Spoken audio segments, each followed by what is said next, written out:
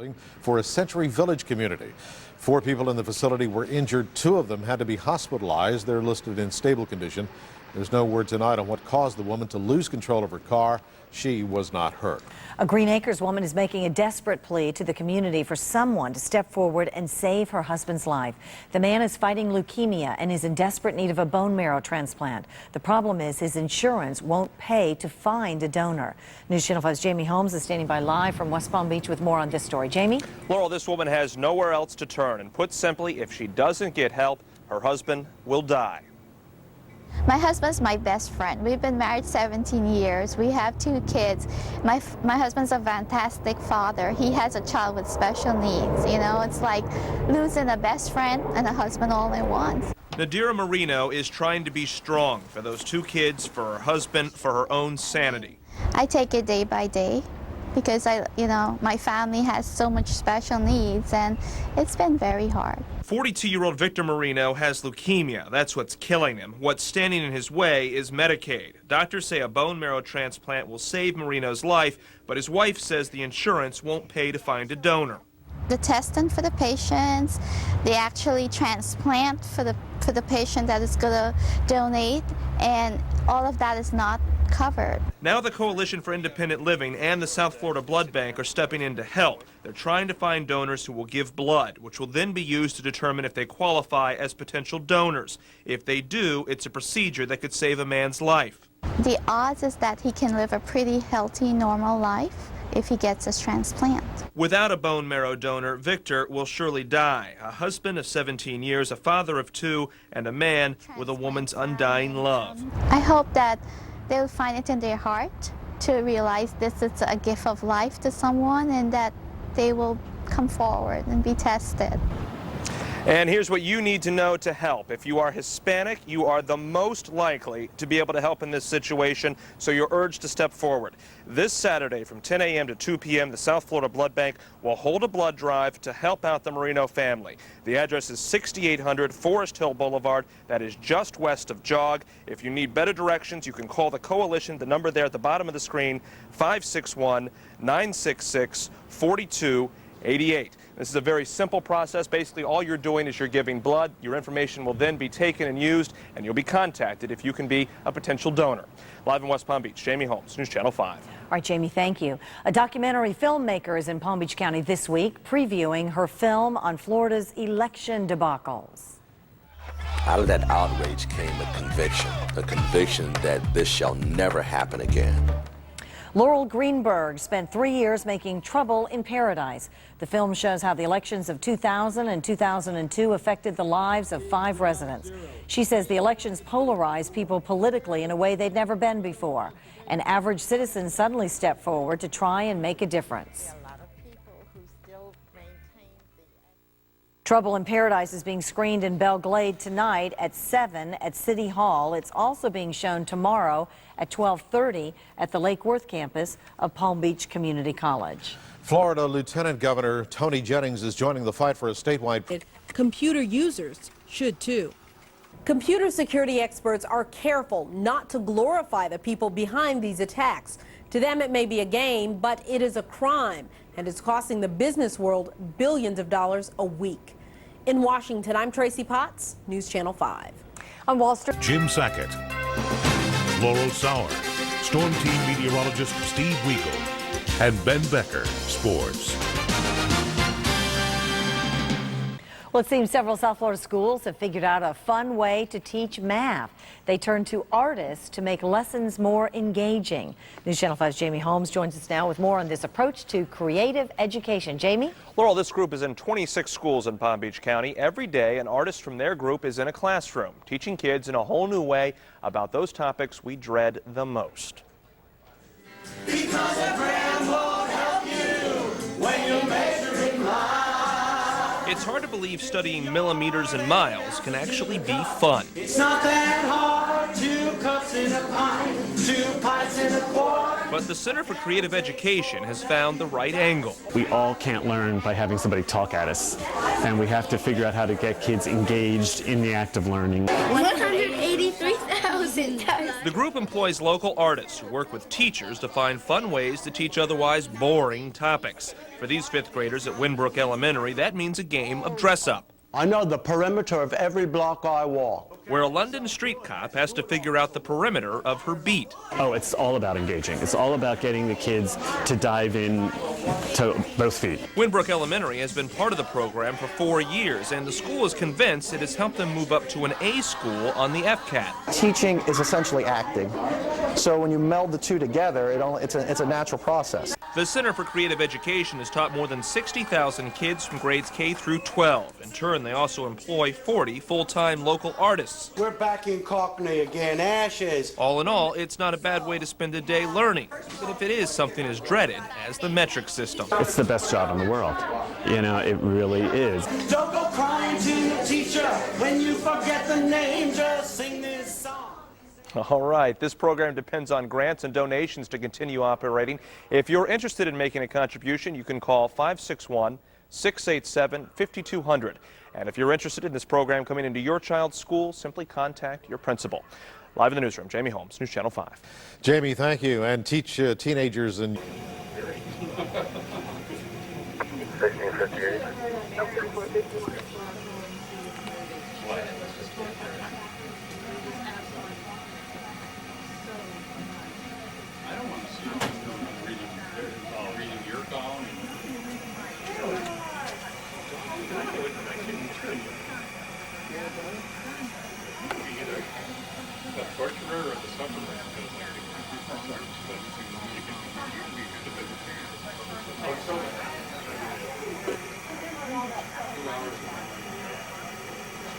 The rebel fighters are closing in on the capital city of Peterson tonight, just waiting for the order to attack.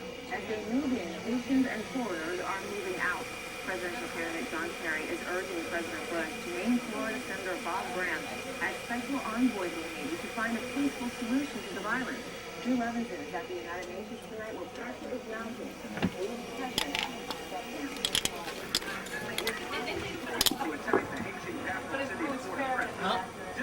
Rosie and apartment get married soon. They just picked up the license.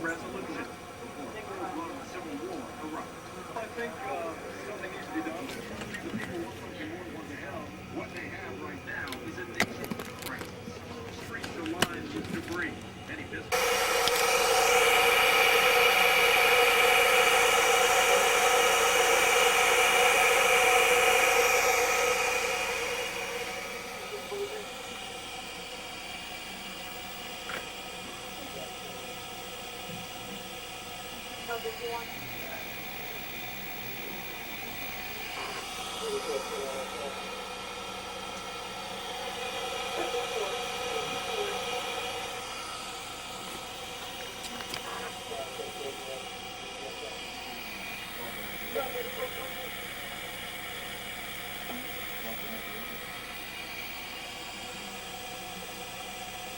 Leaving Winfield now, head down to the Holiday Inn.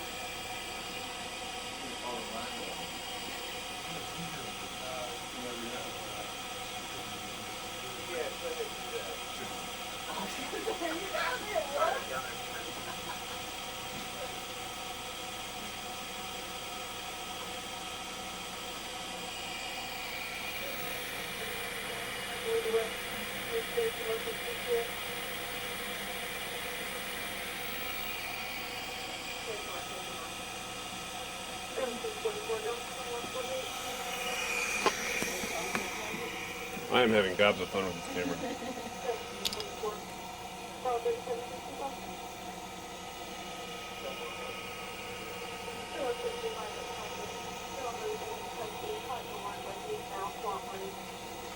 Do you have IFB back? No.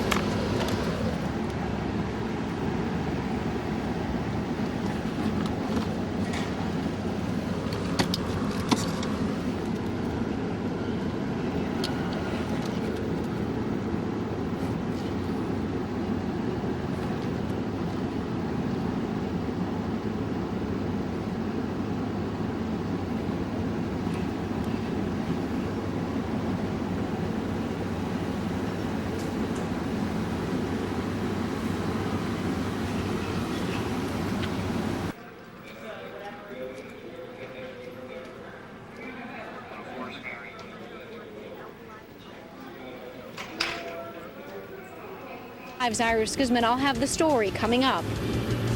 A quick ruling from the judge in the Martha Stewart trial and the jury back in deliberations. I'm Hillary Lane in New York. I'll have that story coming up. I'm Ryan Lieber, live at Roger Dean Stadium where the Florida Marlins unveiled their new World Series rings. I'll have the story coming up. Good afternoon and welcome to Midday on 5. I'm Roxanne Stein, in today for Kelly Dunn. Dean Tendrich. The Florida Marlins are reaping the rewards worthy of their World Series championship title. Go back a few months. Let's relive. How can you forget the Marlins' run for the title last fall? Well, first, you know, they knocked off the Chicago Cubs with several fantastic finishes in the National League Championship Series, especially remember that big gaffe in left field with Moises Alou and Steve Bartman in the stands. Yikes. Then they went on to the Big Apple and knocked off the heavily favored New York Yankees in the World Series. Josh Beckett became an instant hero when he shut down the Yankees in Game 6 to sew up the championship. Well, the Marlins already have the World Series trophy under lock and key. Today, the ball players are getting their championship rings. They've been fitted, they've been molded, and they've been... This afternoon, about 5,000 fans are expected to attend, so should be a great day. Live from Jupiter, I'm Ryan Lieber, News Channel 5 Sports. You could land a helicopter on that thing. That thing was huge. Oh, my goodness. It makes P. Diddy look poor. It does. Ryan, a lot of bling-bling, like you said. Major real estate. How much did the rings cost? You know, it's funny you should ask that, John. Jeffrey was mum when he said the rings were priceless. He said, you know, I'm not going to say they are absolutely priceless, but I'll tell you what, those players, as you can see the looks on their faces, that might be the college tuition for their kids in the near future. Yeah, they cost about as much as a house, no doubt. They look beautiful. They are something, aren't they? Thank you, Ryan. Across South Florida, a few fair weather clouds out there, and not a whole lot going on. I don't know how long we're going to stay on this, though.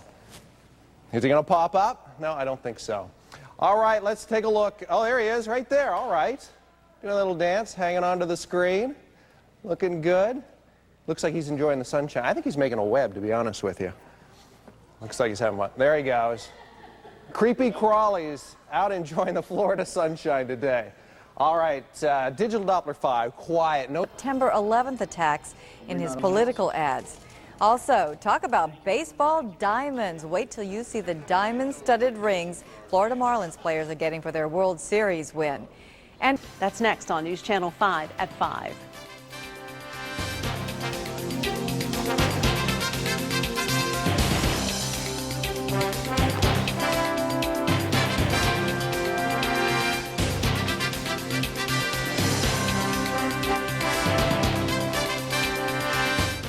Offers only during Dodge Truck Month. You're watching News Channel 5 at 5:30 with Kelly Dunn, Chandra Bill, and Storm Team meteorologist Steve Weagle.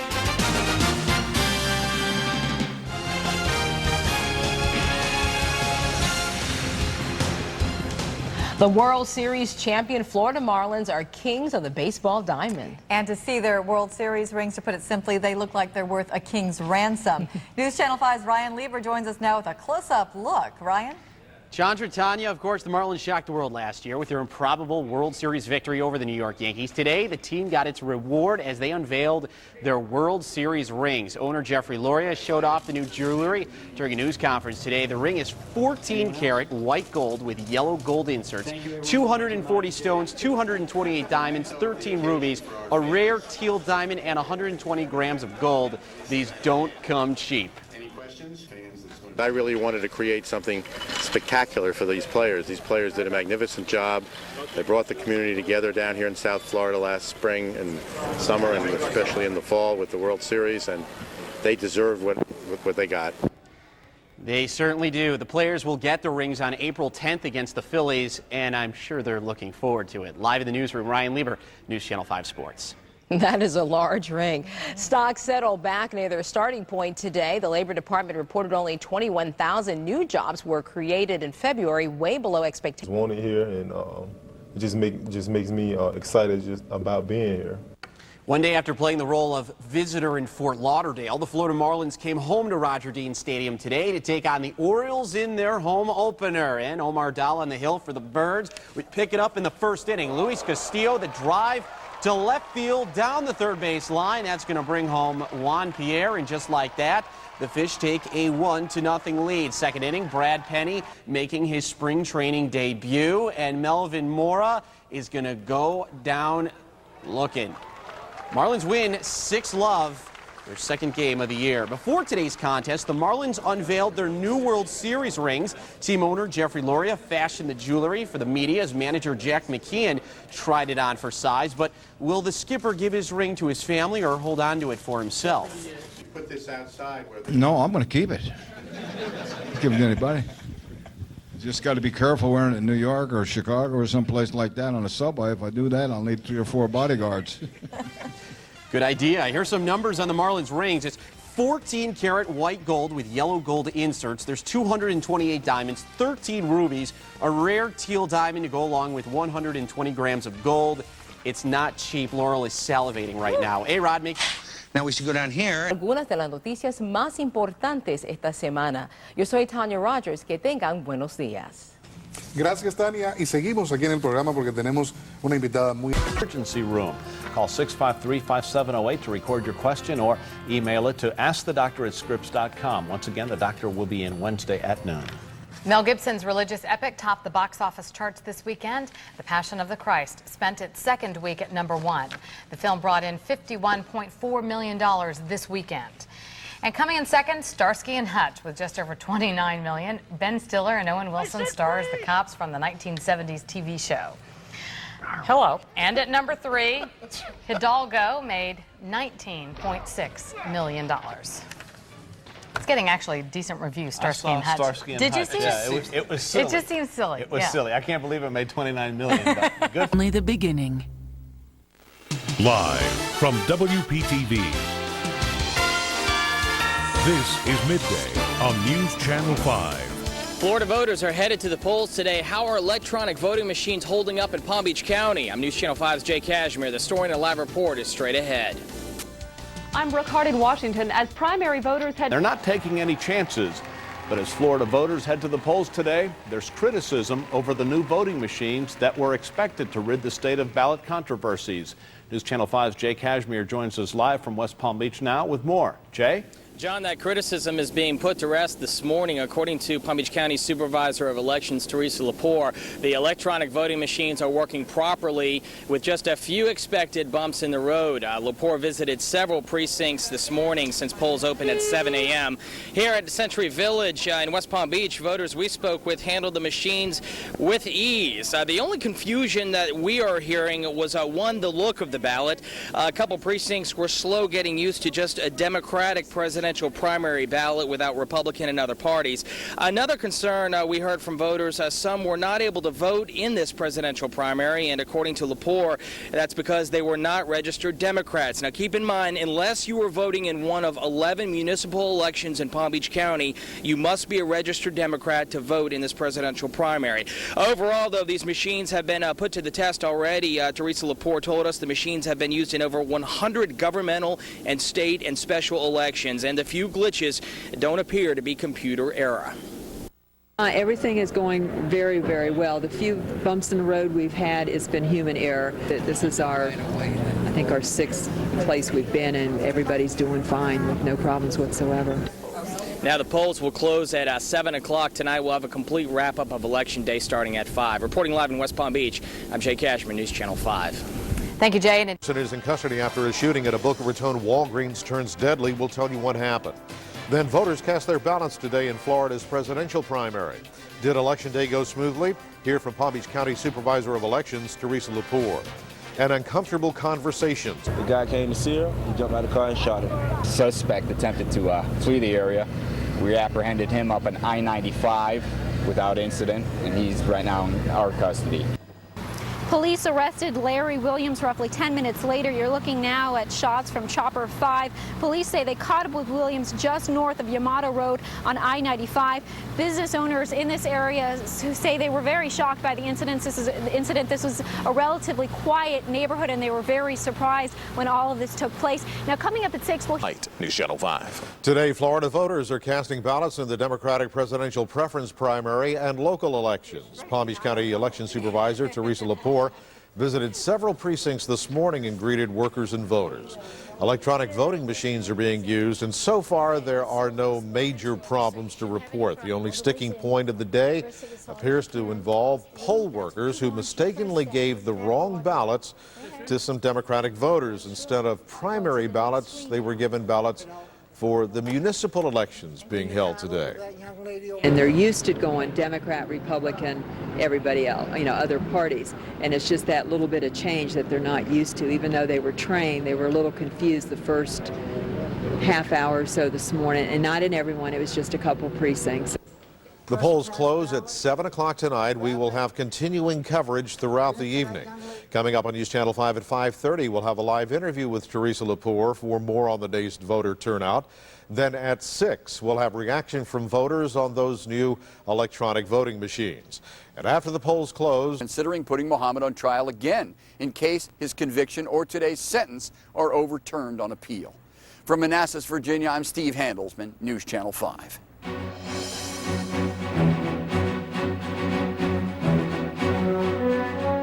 It is primary day in Florida. Voters are heading to the polls in what some say is a warm-up to November. While ballots were cast for the Democratic presidential nominations, there were also a number of municipal elections and ballot initiatives in today's primary.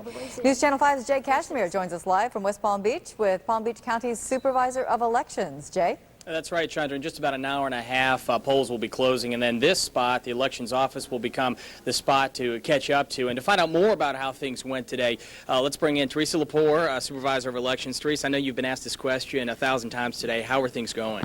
So far, so good. Everybody opened up on time this morning, and the machines worked as expected. A little problem, I know, we're a little concerned with the poll workers. Can you elaborate on that? Well, we have about 4,500 poll workers on the street today, which is a tremendous amount of work staff. They all went through their training. These poor people only work a few times every other year.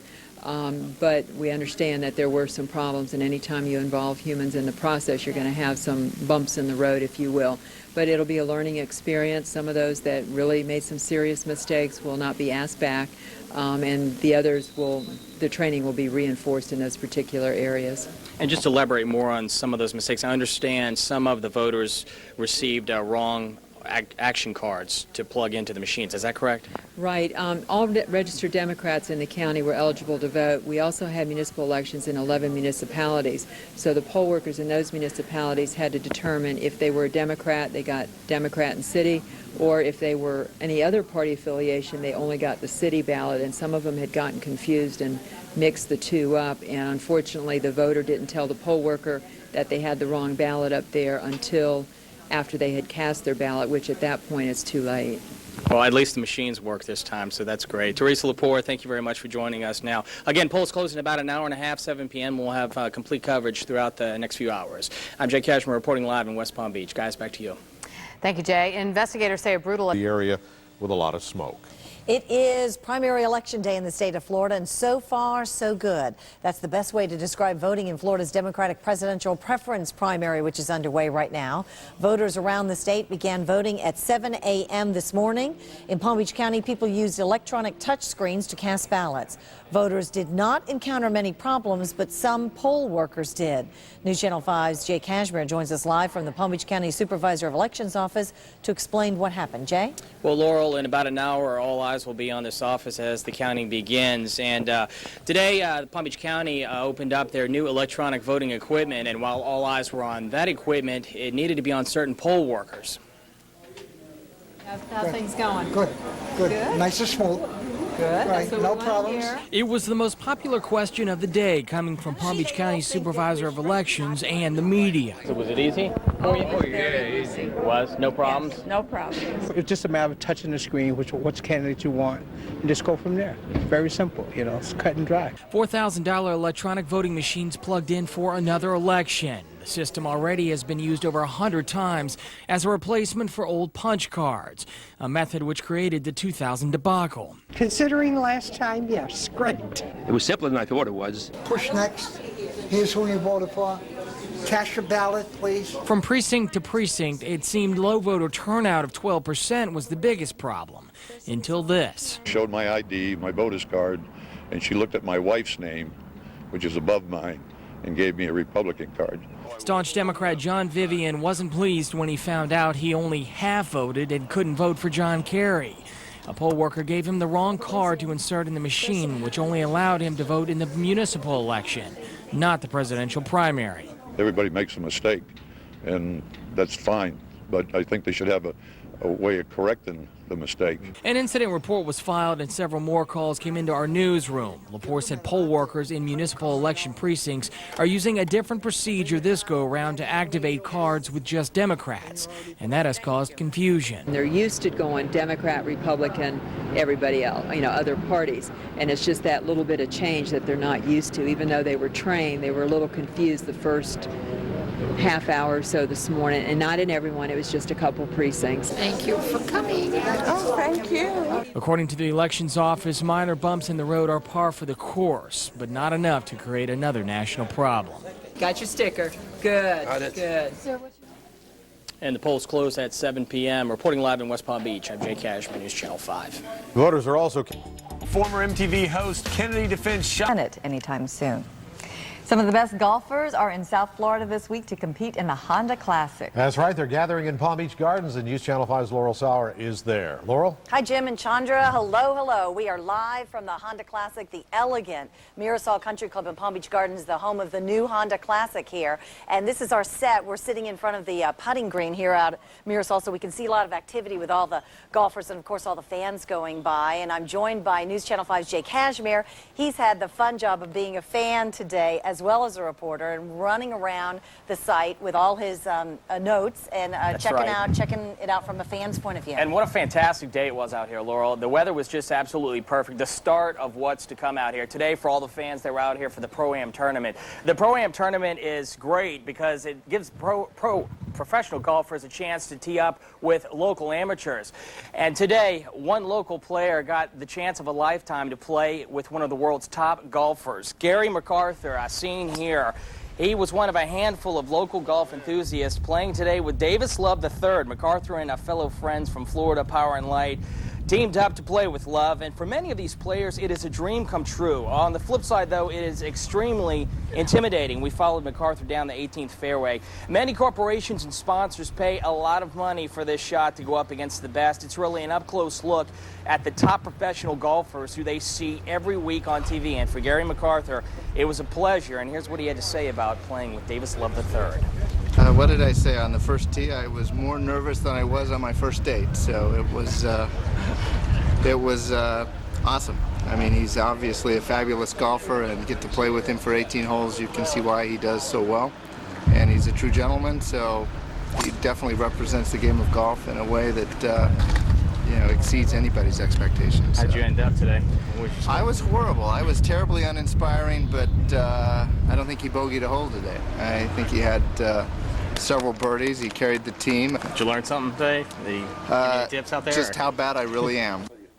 And Gary never told me his final score, but when you're out here playing with the pros, it's all about opportunity, and it's great for the fans today who came out here because they got to see the professionals play and then people who live on their next door neighbors. Yeah, so it's amazing. Fantastic. All the pros that you watch all the time, you get an up-close look at, and you're following Davis Love all day. Jay was in hog made heaven. It look so easy Golf out there. heaven today. Thank you, Jay. All right. And you'll be back with us more at 5:30 and 6:09. Of course, we will be back now at 5:30 with a look at the parking facilities. That's so important for all the fans. It's very organized here at the Honda Classic. You can get to and from your car and to see all your favorite golf pros very easily. So we'll be back at 5:30 to give you the latest on that.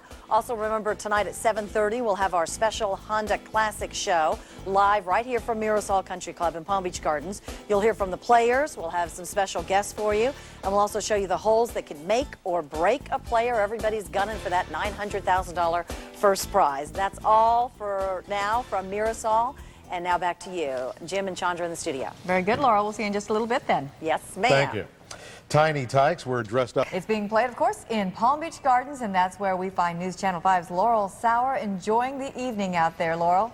Gorgeous weather, ladies. Hello. We are live once again from the Mirasol Country Club, the new home of the Honda Classic for this year. This is the PGA's Tour's stop in Palm Beach County, and they picked a great week because the weather is spectacular and outstanding. Now, what attracts some of the game's best players is the money here. The purse for the Honda Classic is $5 million, with the winner taking home a cool $900,000. How's that? Not bad for 4 days' work. Also joining me today is News Channel 5's Jay Cashmere, who's a big golf fan himself. He has the delightful job of running around the course, getting to follow some of his favorite players, and let us know what some of the fans can expect when you arrive at the tournament this week. Well, the first thing they're going to expect, Laurel, is they're going to see a really big parking lot. 100,000 fans are expected to attend the Honda Classic this year, and of course, do the math, all of those fans are going to need a parking spot. Now, we talked to tournament officials today, and one of the biggest problems is finding open land. Fortunately, around Mirasol, a number of acres have been cordoned off to fit everyone who will be attending. 75 acres, to be exact, is set aside for parking,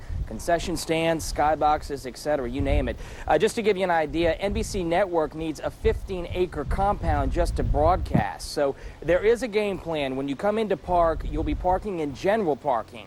Fans will then be shuttled 3 miles to the heart of all the action. Those shuttle buses will be running all day, bringing people in. Land and planning go into the biggest challenge out here, which is finding space. Well, as you know, living here in this part of the country, who has 75 acres that they just sit for parking? Not many places, because it's the land so valuable. So we're very lucky in our partnership with the city. We've got a school area that's a prospective school down the road, so we have 35 acres that we can park on there for the public. So that's been a great help to us. Okay.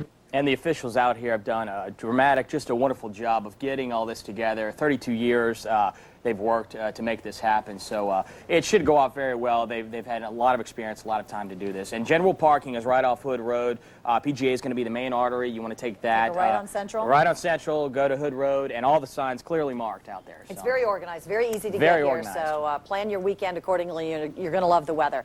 So stay with us because Ben Becker will be back at... Better, I'm sure. Former PGA champ David Toms on 18, and he would get a rise out of the crowd and make his putt right there, and the crowd would go wild. Carl Peterson is your leader right now at 6 under. Meantime, this is LPGA player Patricia Meunier-Lebuc.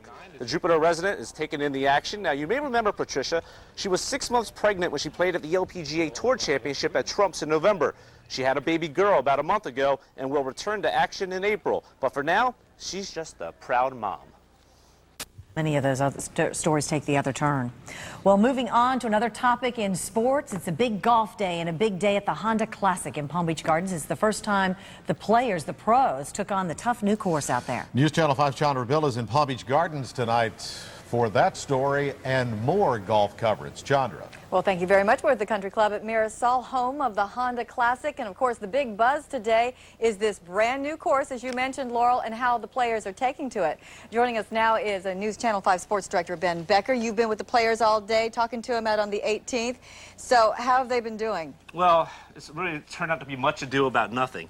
As it turned out, they kind of softened the course up a little bit. They moved up a couple of the holes, so the tee boxes, so it's a shorter hit for some of the players. As a result, it's easier to get the ball in the hole, and then the players are having their way with the course here today, as surprising as that may be. So let's take a look at some of the highlights earlier on today. And there's the new course, the Fazio Sunrise course, and this is Jesper Parnevik from Jupiter Island.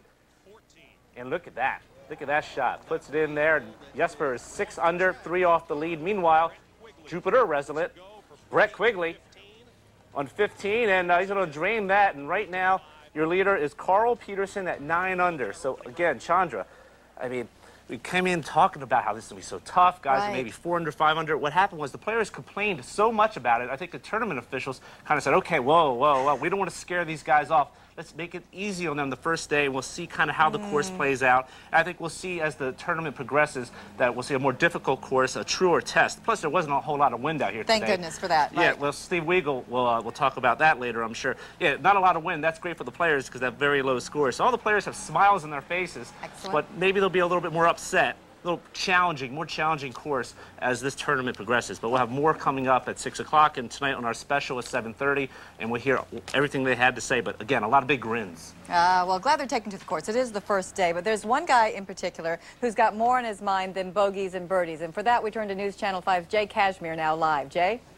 That's right, Chandra. You know, I talked to the director of golf out here at Mirasol earlier today, and he was telling me one of the keys to the success of a great tournament is great weather. We've had fantastic weather for the start of this tournament, but with the good weather comes a risk, as you can see beaming right on me, increased sun exposure, and these professionals know that more than anybody. That's why Steve Flesh, one of the many PGA Tour golfers, is teaming up with Dermic Laboratories to remind Floridians about the need for proper skin protection. Now, several years ago, Flesh was diagnosed with precancer skin lesions called actinic keratosis. Now, his dermatologist treated him with the cream Carrick, and that cleared him. But fortunately, it was detected before it led to skin cancer, and he has used that experience to raise awareness for golfers and fans. Now, as you can see, the Dermic Laboratory is set up offering free skin cancer screenings. I took part in this. An ultraviolet camera shows exactly where you have and where you will most likely develop skin damage. Then a dermatologist right there is on hand to check your picture, as she did mine. Take it from Steve Flesh. If you are coming out here to the tournament, you better use sunblock. This booth is something that's long overdue on the PGA Tour, you know, to bring awareness to sun protection for golfers, especially as much as we're out in the sun. And not so much to, you know, talk about Carrick and Dermic, because Carrick's such a great product for treating skin lesions and AKs, but, you know, it just helps people be aware of the damage sun can do to your face and, you know, the methods that you can treat it with. Now, on a side note, Steve Flesh finished 6 under today. He had a fantastic round. Steve will be a part of 4 golf tournaments, the Honda Classic being one of them in the southern region, where he's teaming up with Dermic Laboratories to promote healthy skin out here. Now, when you come to the booth out here, they're going to give you these towelettes here. They're filled with 30 sunblock here. They're also giving you an index card here on how bad the sun exposure is. In the past 2 days, it has been extreme, so you definitely want to stop by Dermic Laboratories booth when you come through. Guys, back to you. All right, Jay, thank you very much. And we're going to be back at 5:30 with more on what's catching the attention of the fans out here. And as well, remember tonight at 7:30, we'll have our special Honda Classic show live from Mirasol. You'll hear from the players and the man who designed this course. And you'll meet a local woman who had a great time out here last year, and she's looking to do the same thing again here this year. That's coming up in our special at 7:30. But for now, it's back to you guys in the studio. All right, Chandra. Looks like another great day out there. That's right. The weather, stupendous. We'll check with you at 5:30. Still ahead on News Channel 5 at 5. Fans, a great day to be at the Honda Classic. Our own golf fan of the day, Chandra Bell, joins us now from Mirasol Country Club. Hi, Chandra. Hi, Kelly. Hi, Tim. Hey. It is gorgeous out here. Beautiful weather, even now. A little bit warmer than it was yesterday and a lot less wind. Great for walking around, maybe watching the players, grabbing a bite to eat, but there's a lot more for spectators to do than just that. And for that, we're going to turn to my buddy here, News Channel 5's Jay Cashmere, who's been hobnobbing with the pros out there today. Enjoying our time, enjoying this great weather. And what's a golf tournament without golf merchandise? Right. Mirasol is certainly well stocked. We had a chance to go into the merchandise pavilion today for a look around. Anything and everything golf related can be found in here, and chances are you've got it right there, a Honda Classic logo to go with it. The hottest items, according to the director of golf, are hats right there. Everybody needs a hat when they come to the tournament. Next in line are t-shirts, flags, ball markers, anything people can get their hands on to get that autograph signed on to it. Now, this shop also embroiders names on hats so you can personalize your golf merchandise. Right there, you can see that embroiderer right there. Fantastic shop there. Everything you can find right there, stitching on. Bags are for sale. This is one spot you really need to hit before you head out to your favorite hole. You want to have to provide the souvenirs, whether it be hats, shirts, you know, ball markers, those kind of things that have the logo. The logo is really special. They're coming looking for the Honda Classic logo.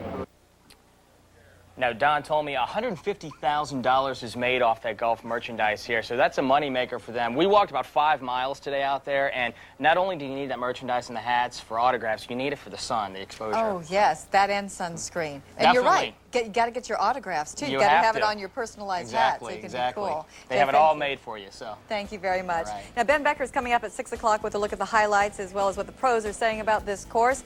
And you can join us live tonight at 7:30 for our special Honda Classic Live with an interview with the architect of the course. And you'll also meet the wife of one of the players who will never forget what happened on the course last year. There's a little tease for you, so you'll stay with us. Please join us at 6 and, of course, back at 7:30 as well. Now back to you guys in the studio. Okay, Chandra, thank you. And neighborhood fires intruding into the wildland. So we're helping the landowners and we're helping the homeowners at the same time. Eric English, News Channel 5. Palm Beach County is in the spotlight again. Not for ballots, but birdies and bogeys. The first round of the Honda Classic started today in Palm Beach Gardens.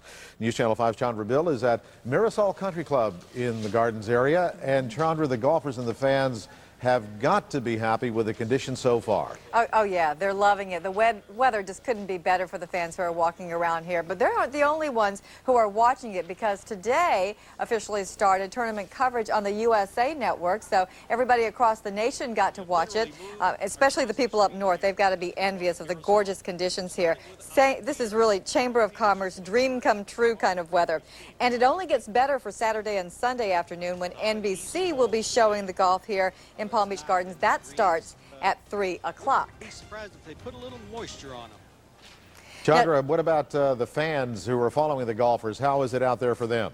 Oh, it's a lot of walking, I have to tell you that, because, I mean, all the greens are very spread apart. There are only a couple of them where the holes are, you know, side by side. So if you're coming out here, the best thing to do is definitely bring a good pair of walking shoes, which you would do anyway. Bring some water, and most importantly, because we're going to have some gorgeous days out here in the days ahead, bring some sunscreen. Now, speaking of walking the course, coming up tonight in our live Honda Classic special, we're going to show you a local woman who spends a lot of time walking golf courses, and she has a very special reason for doing that, and we're going to show you why. So we've got a lot coming up, highlights, much more coming up on News Channel 5 at 7:30, so be sure to watch. Back to you.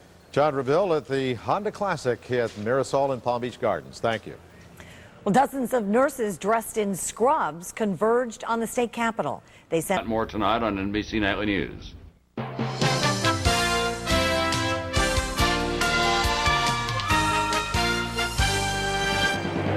And welcome back live to the Honda Classic. I'm Ben Becker. What a day it's been. First round here at the Honda.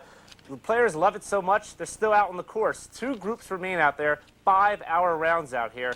Perhaps because players are trying to get a feel for how the course is playing, since it is the first time they've played on the Tom Fazio designed Sunrise course. All right, let's take a look at some of the action from today. A beautiful day. Look at that sunshine here at the Honda. 14th hole, Jupiter Islands. Jesper Parnevik in his patented blue pants, or at least for today, makes the birdie. He is 6 under. 15th hole, Jupiter's Brett Quigley for birdie.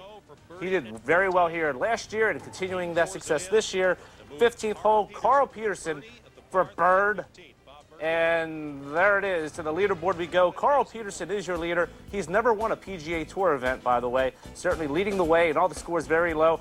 They shortened up 4 of the par 3s here, including one nearly 100 yards to kind of soften the course up a little bit, and certainly it shows in the scores. Let's hear from the fellas. What's the difference out there today? Well, I think I've had 2 weeks off. I was feeling fresh and anxious to start playing, and was really looking forward to it. So, plus I made a lot of putts today, which just always makes a difference. All the talk about this being such a difficult course this week, it seems like the players were able to do pretty well on it today. Yeah, they do that. They talk for 2 or 3 days about how hard it is, and then somebody goes out and shoots 7 or 8 under. And it's what the attitude I went out with today is, hey, you know, I can't just go out and shoot even par. The turquoise pants this week, today, was that a part of helping you at all? The day glow turquoise? I don't know, but it sure worked out pretty good. I like to see Sackett in a pair of pants like that. All right, here are some of your notables after round 1. Fred Couples in the mix. Justin Leonard, your defending champion, 1 under. Greg Norman, even par. I spoke with Greg after his round. Did it feel good just to be out there on a PGA Tour event again after a long layoff out here? Not early in the morning when it's 47 to 48 degrees. No, I would like to have teed off late the first day, but no, I got my score under my belt, and we've got to take it and move forward. All right, here are your tee times tomorrow. And early, Jesper, 6:50 a.m. starting on the 10th hole, among others. And don't forget tonight, our special 7:30, the Honda Classic, all your previews. We'll talk to Tom Fazio, the course designer. All right, now let's talk high school basketball, the state semifinals up in Lakeland. Let's take a look at some of the scores today. First off, Olympic Heights in the 6A state semifinals loses 61-54. The 2A game, American Heritage wins 67-64. They're in the championship game noon on Saturday. All right, finally, baseball, spring trading today. The Twins taking on the Marlins, battle of the 2 small market teams that seem to do well every year. Jack McKeon looking on first inning. Miguel Cabrera playing great. Home run, 2 for 4, 3 RBI. Second inning, Carl Pavano, 4 innings, 2 runs, 2 Ks. Armando Benitez, 2 innings, 2 runs, 2 Ks. Marlins win 5-4. They are looking good. Be sure to join us tonight at 7:30. We'll wrap up a wonderful day of round 1 of golf here at Mirasol. All right, and we'll see you all tonight again at 11. Good night, everybody. So if you're planning on coming to the tournament this weekend, of course, there's a lot to know, and especially you need to know how to handle all the walking. We told you this is a big course and it's spread out, and the sunshine. It is getting warmer as the days progress here, and over the weekend, you'll need to know a little bit more about what to do to prepare yourself. For that, let's check in with News Channel 5's Jay Cashmere with that. Jay? Weather out here, but with all the sunshine comes a risk, and that's dehydration. As of right now, since the tournament started, 17 people have been treated out here with heat-related illnesses, 5 of which have gone to the hospital. Now, Palm Beach Gardens Fire Rescue crews, along with volunteers from Tenant Health, are working very hard to keep first aid available out here. They are spread all over the course with stations and roaming paramedics. 3 EMS carts with defibrillators are working all 18 holes. For each 9 holes, there's 1 physician and 2 nurses. There's also a trauma surgeon out here, as well as paramedics on bicycles. Meteorologist Steve Weigel is telling us that the heat will increase over the weekend, and combine that with the increase of fans, and that spells trouble. Palm Beach Gardens Fire Rescue is urging everyone not to wait until they get out here to drink plenty of fluids. Starting early before you get to the course, before you get thirsty hydrating, that can make a difference in how you feel. To be hydrated when they come here and to stay hydrated. It's also important to wear appropriate clothing, wear appropriate sunblock, wear a hat to prevent the sun from hitting you. People who are on medications need to be very careful not to get dehydrated. You know, we've been complacent out here with this great weather, but when the sun starts cooking in that afternoon, the heat index goes up, and as you can see, a number of people are being treated with heat-related illnesses. So physicians are advising everyone when they come out here, be advised of that and stay well hydrated. Laurel, Ben?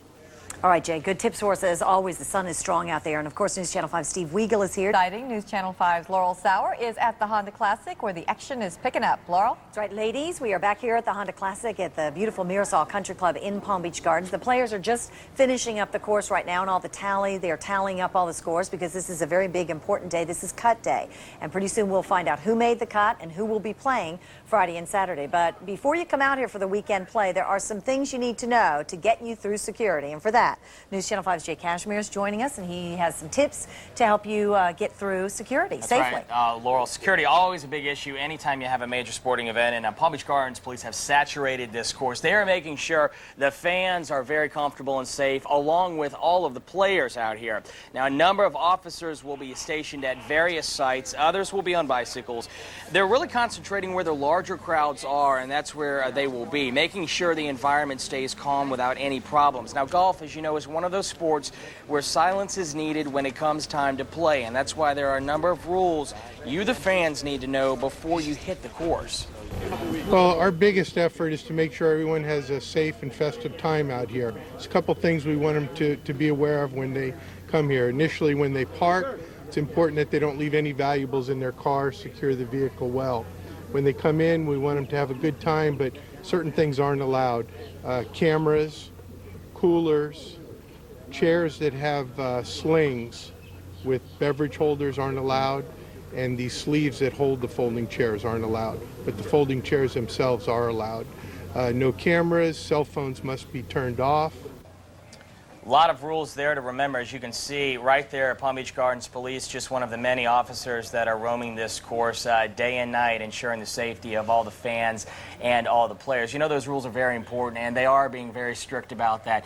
In light of the Davis Love incident as well, they're monitoring the fan and the player interaction. Right? That has heightened even more awareness out here. So that's certainly big police presence out here too. So you'll feel safe and secure, and just follow the rules. There's a lot of them out there. A lot of rules. And you'll get through security. Okay, thank you, Jay. Right. Well, coming up at 6, Ben Becker will be next. $100,000 is at stake, and Justin Leonard actually won it last year. The Day on 5 with Shannon Cate, Ted White, and Storm Team meteorologist Rob Lopacola.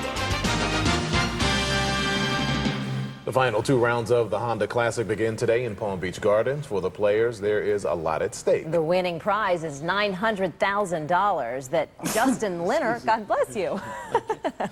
Justin Leonard won that it's nothing to sneeze at, Ted. But anyway, $900,000 is at stake, and Justin Leonard actually won it last year. This year, he's competing again, and his biggest fan is a woman from our area who just happens to be his wife. News Channel 5's Jay Cashmere spent some time with her on the course and has her story. During the summer of 1994, Amanda Leonard, wife of Justin Leonard, was an intern at News Channel 5. Back then, she was known as Amanda Beach, pursuing a degree in broadcast journalism. Well, we couldn't find any of her old stand-ups, but we did find her on the course in a much different light. Now the wife of a top PGA golfer, a new mother, and very happy to be home this weekend. Just as the leaderboard fired up early Thursday, a crowd was en route following the reigning champion. Nice shot. None prouder inside the crowd than Justin Leonard's wife, Amanda. You know, I love it. I'm totally into it. I didn't know anything about golf before we met. I know more now than I ever thought I would. When the PGA Tour stops in Palm Beach Gardens, this Juneau Beach native is home. With family and friends nearby, Amanda never misses a step or a chance to see her husband in action. I didn't see where that landed. Sometimes I can tell by watching him. That wasn't a good one, I don't think. 26 weeks out of the year, Amanda is on the road with Justin, now with a new member of the family. 6-month-old Reese Ella, who was in daycare today, has brought the joy of parenting for this couple. I absolutely love the traveling. It's the best part. It's just great to be together and to be able to bring our little baby on the road. And our dog comes Sunday. She comes most of the time. Following Amanda on the course, we learned one thing. Players' wives play an important part of the PGA Tour in the form of support. And for this Benjamin School graduate, the Honda Classic gives her an added incentive with mom nearby. What was exciting is when he won last year, because it really endeared him to here. I mean, on top of us, but we're just such a close family that it's just exciting. It's the best part of the year.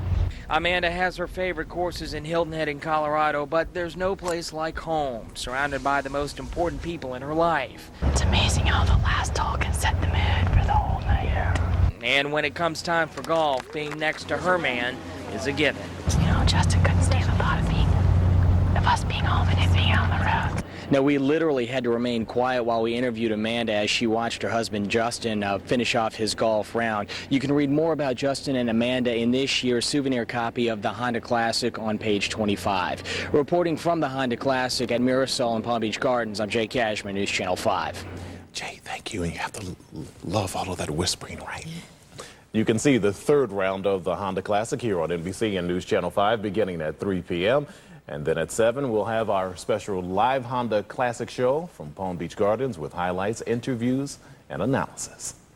Time now for Storm Team meteorologist Rob Lopacola. Coming up on News Channel 5 at 5. Thanks to the generosity of the West Palm Beach Police Department, some of their fellow officers will be able to serve their community better.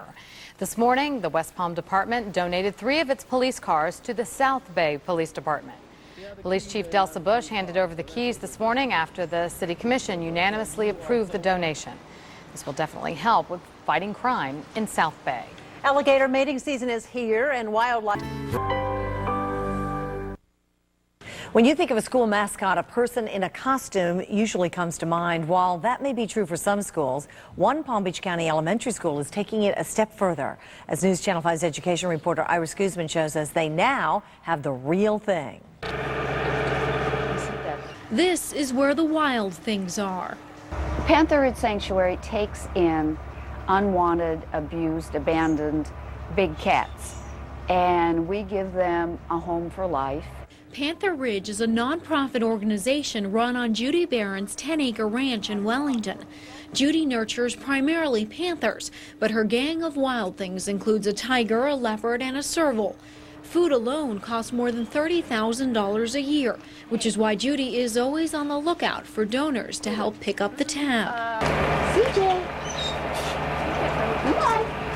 Judy figured who better to help care for a panther than the home of the Panthers. Once the school community heard about Judy's program, they had an idea.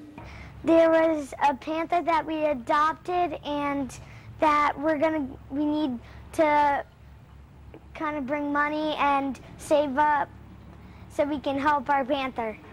Meet Charlie, now the official mascot of Panther Run Elementary. I think that it's really cool because many schools don't get to have a real live mascot. Students were asked to bring in at least $1 to help pay for the care of Charlie. Principal Marilyn Brady says paying for Charlie's care is not only helping the sanctuary, but students are also learning a valuable lesson. It's so important that we learn to take care of our resources because there's only so much and we want generations to follow. So it had a lot of meaning for us in our school. In Wellington, Iris Guzman, News Channel 5. Now, Iris tells us the Panther Ridge Sanctuary in Wellington is also open to visitors. School groups are also welcome for tours. Is also open to visitors. School groups are also welcome for tours. The venerable Dr. Seuss would have been proud. His books were part of Reading Across America today. I had the pleasure to read to Miss Wilson and Miss Cheatham's classes at Binks Forest Elementary School. Even the Cat in the Hat had a prominent role. Don't laugh. It was fun. And on the other side of the school, News Channel 5's Roxanne Stein was reading to a couple of other classes as we celebrated Reading Across America and Dr. Seuss's birthday. You might add the children listened and were well behaved. Did I have that hat too far down over my ears? Maybe so. Maybe yours was down a little far. So it looked good with you and Roxanne. Added to the outfit. Added to the ambiance of the reading. We appreciate the hospitality that Binks Forest Elementary showed us today. Yeah. And the kids are learning. It was great. What'd you Love read? reading the Dr. Cat in Seuss the Hat books. or what? No, this one was about space. Kids could learn the names of the 9 planets. Oh, okay, good. Learning experience. Let's turn our attention now to weather. Nice. Port St. Lucie waiting for their numbers to be called for a shot at a new life. I'm Brian Garner. I'll have their story coming up. Today, future leaders discuss repair in Haiti. I'm News Channel 5's Carrie Champion at Toussaint Louverture High School, where students met with a local congressman to talk about this embattled country. That story coming up. Near Vero Beach. I'm Brian Garner. I'll have the latest in the case coming up in a live report. Good afternoon. I'm Roxanne Stein in for John Favoli. Welcome to Midday on 5. And I'm Kelly Dunn. Thanks for joining us. A portion of I-95 remains closed at this hour after a fuel truck overturned this morning and began spilling fuel. You're looking at pictures from Chopper 5 at I-95 and Glades Road in Boca Raton. The southbound lanes of the interstate have just reopened, although northbound lanes remain closed.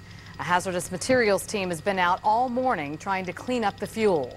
This accident happened around 5:30 this morning, forcing motorists to try and find an alternate route. News Channel 5's Ted White joins us now with a live update. Ted?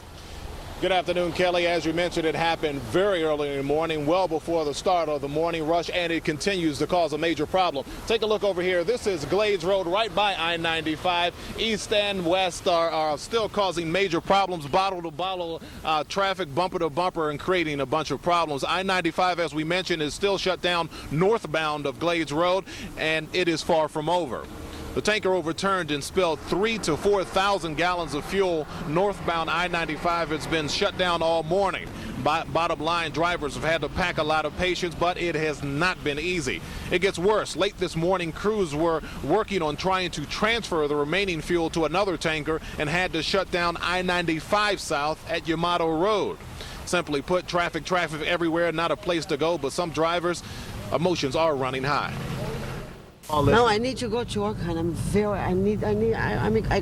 going to be fired today if I won't be on time. That's not nice. It's a headache. That's it. All right. And take a look at this. This is something you do not see on I-95 very often. This accident created major problems, and there was not a car in sight. Both directions of I-95 were shut down, and it was an empty highway, to say the very least. That is the very latest. We'll continue to keep you updated on this whole mess that we're dealing with here, and we'll have a live report later this afternoon. Reporting live in Boca Raton, I'm Ted White, News Channel 5. An infant was sent to the hospital after exit ramps are closed to westbound traffic at Forest Hill Boulevard in West Palm Beach. But you can still go east on Forest Hill when you exit I-95.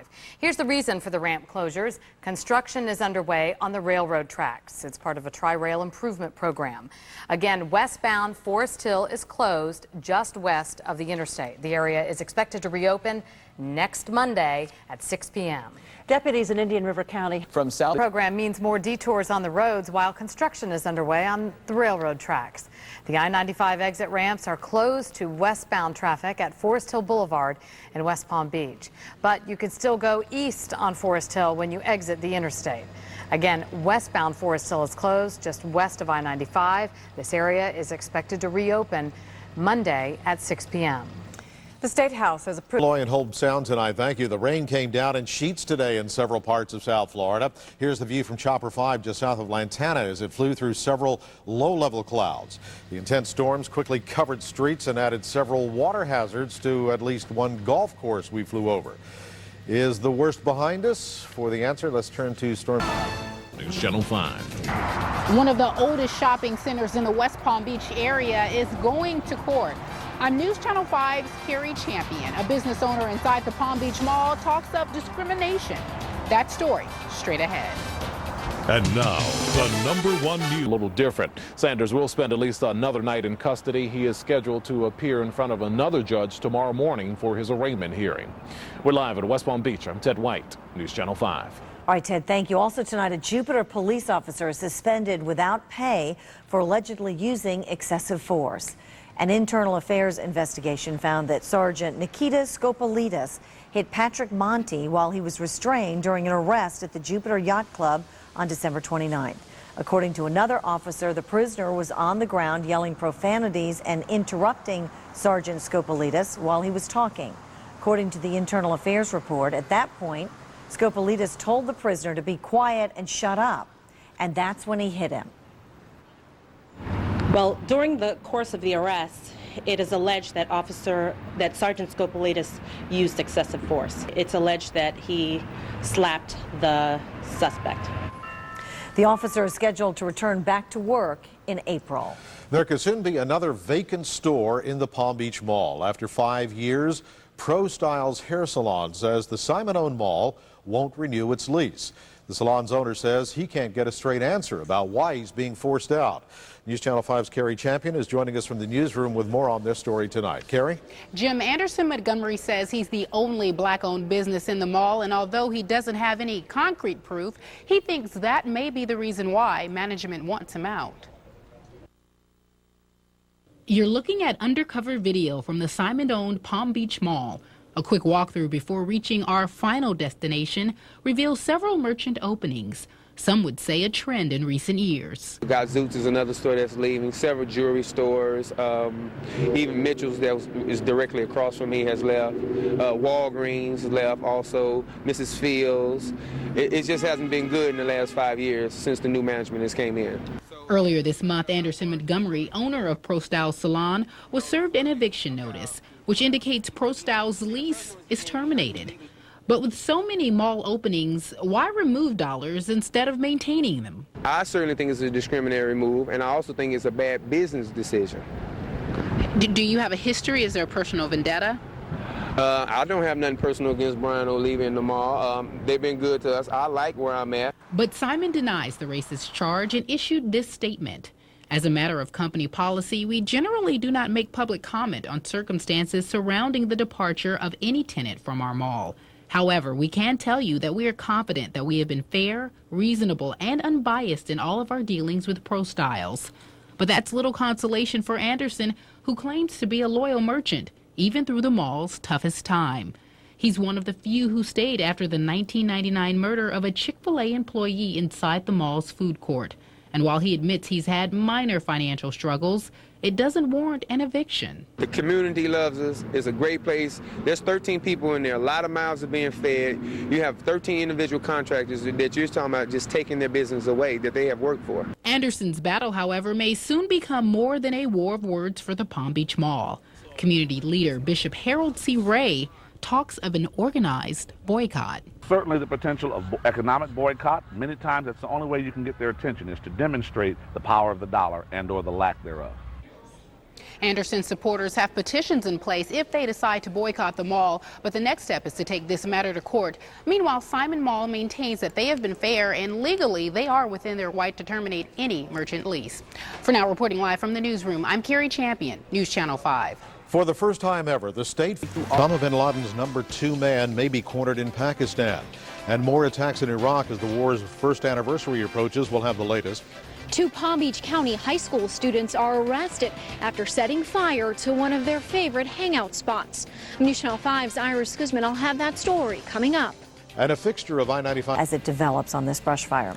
Also tonight, 2 high school students have been arrested accused of causing last week's brush fire right here in Royal Palm Beach. And police say more arrests are possible. Local television's only full-time education reporter Iris Guzman joins us live with the latest. Iris? Laurel, police say students playing a prank intentionally started last week's fire, but the damage they caused and the consequences they now face are nothing to joke about. Beer bottles and other scraps lie amid the burned trees along State Road 7 in Royal Palm Beach. As the trash suggests, this wooded area used to be a popular hangout spot for teenagers at the nearby high school. That is, until last week's 2-acre brush fire. As soon as investigators arrived at the fire, they suspected students may have played a role. There were a large number of students in the area, some leaving as we were getting there, and we started asking questions and eventually whittled it down to these few that were actually involved. Royal Palm Beach police say 3 teenagers began the fire using a propane tank and a section of a garden hose as a blowtorch. Obviously, they're lucky they didn't get burned. One of those tanks very well could have exploded. It could have been a lot worse. Crews had the fire under control within a few hours. No one was hurt and no homes were damaged, but police say it was a close call. Wednesday afternoon, they arrested 2 16-year-old boys at Royal Palm Beach High School.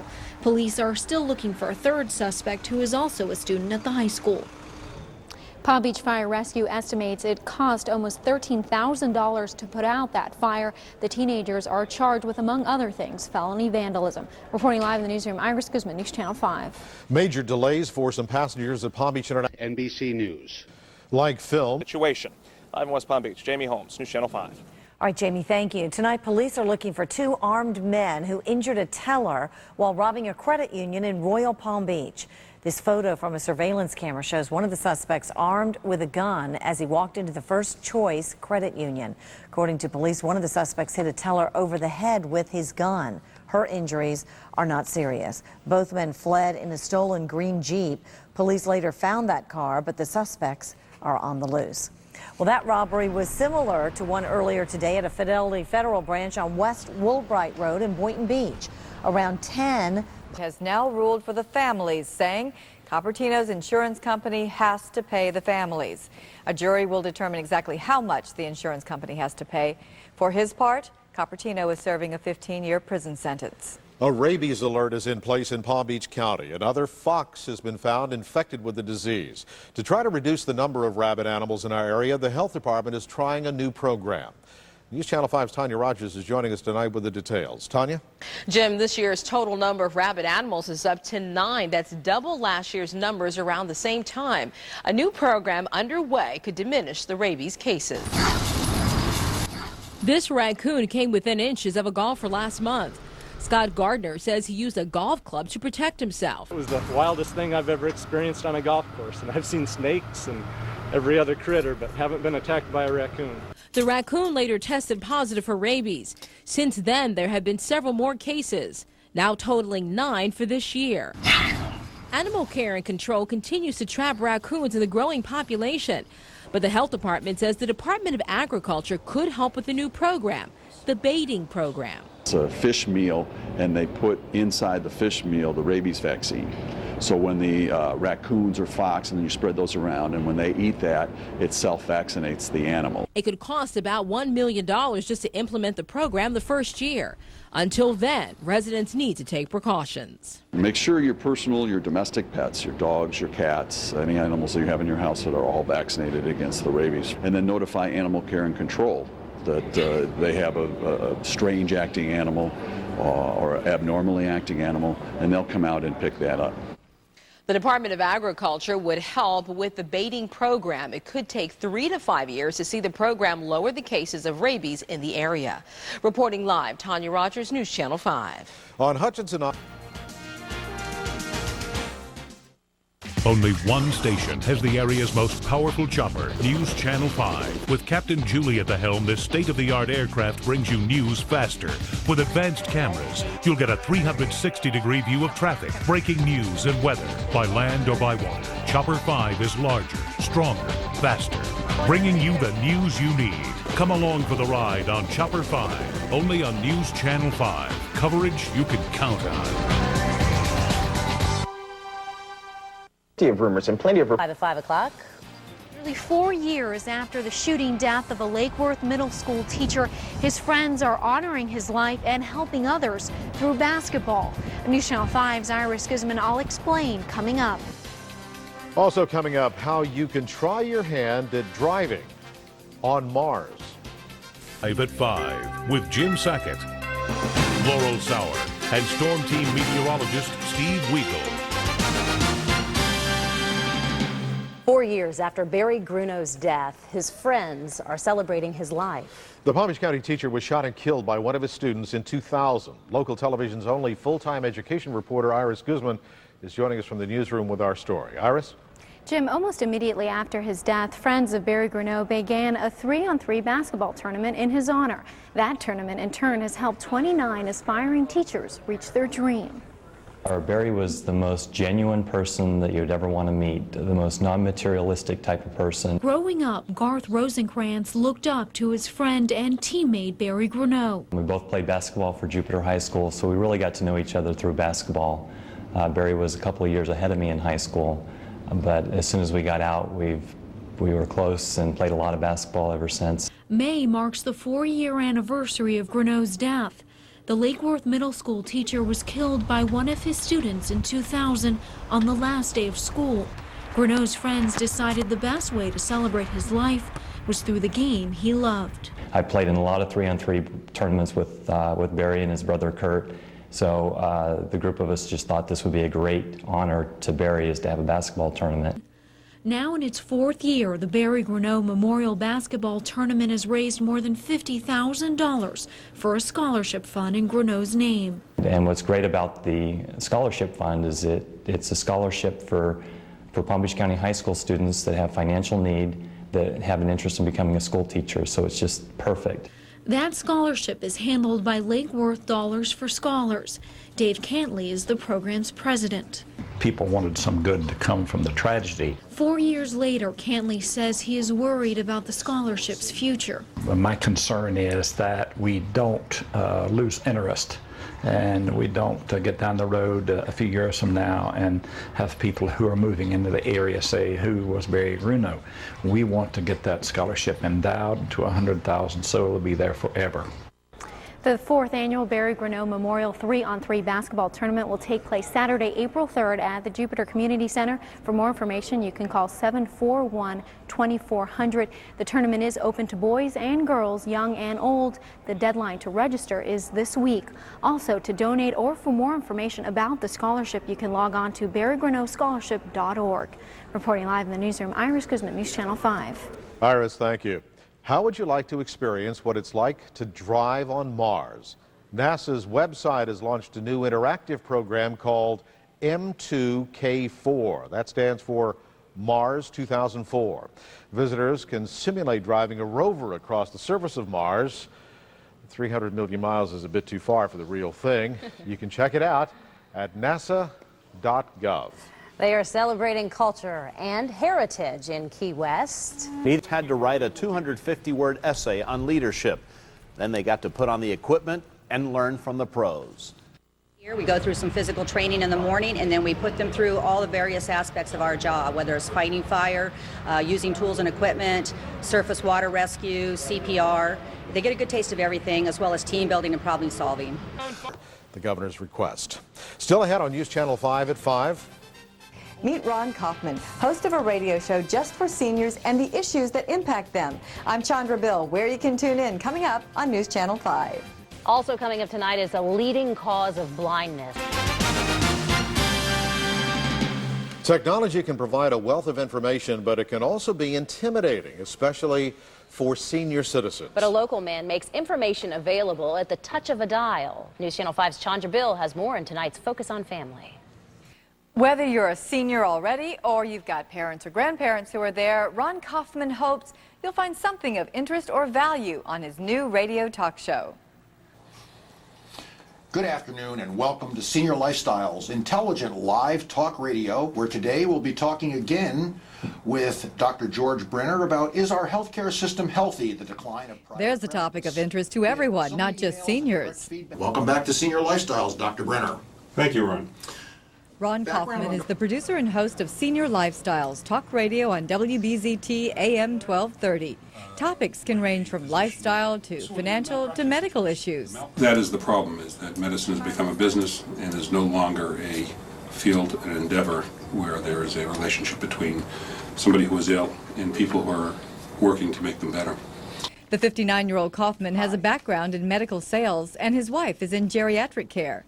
Because I work in the arena of seniors and medicine, my guests really come from the ideas of what would I like to listen to. And listeners are encouraged to call with questions or opinions. They do call in, and we've had some very opinionated, very intense calls that do come in. We had our best show from call-in was, believe it or not, hearing wellness.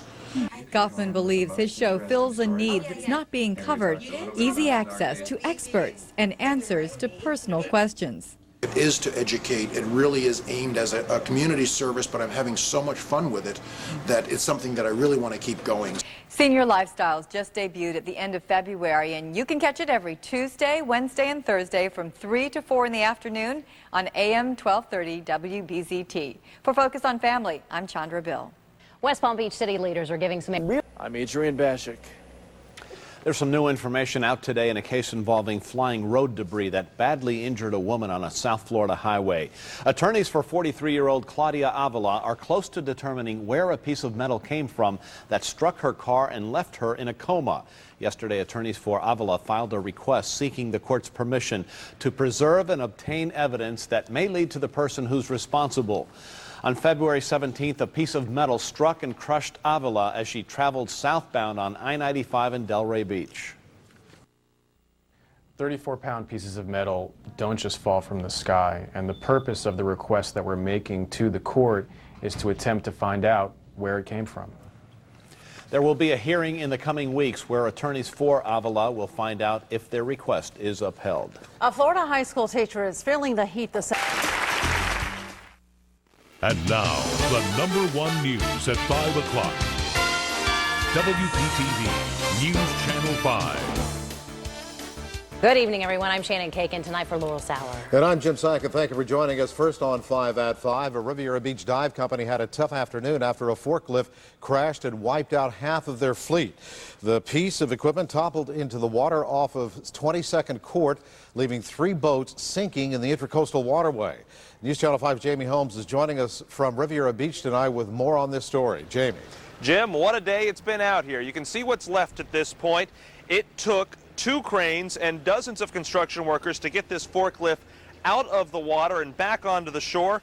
It was a pretty bad day, but all in all, it could have been a lot worse. It could have been a disaster. Pretty scary deal, you know? I mean, it's just funny how it works. It's just very, very fortunate that we weren't on that boat, because I don't think we would have been able to get off it. The Hebert family was all set to board one of these dive boats, but the weather canceled their cruise. Lucky for them, 20 minutes later, this forklift would have landed on top of them. We were supposed to be on the Infatuation by 9:30, and apparently this accident happened around 9:50, about 10 to 10. We would have been on that boat. The forklift was raised when a driver went to move it. The pavement beneath the machine gave way, and the forklift toppled into the water. Luckily, no one was hurt. Told him to bail. Started yelling, get out, get out, get out. And then he just jumped out, and then the whole thing just went down slowly and crushed everything. Jim Abernathy bears the brunt of this blow. 2 of his dive boats are now split in half and sinking deeper into the Intracoastal. It took me years to get up to this state. You know, it'll take me years to replace it. Abernathy has no idea what this accident will cost him. The summer dive season is just beginning, and now half of his fleet is underwater. We're the busiest operation in Palm Beach County and the biggest. I'm sure that we're going to lose business because we can't keep them on our boats. Crews have also been using large absorbent pads to mop up a lot of the fuel that's out here. This forklift belonged to Newport Cove Marina, which is right next door. It was a brand new piece of equipment.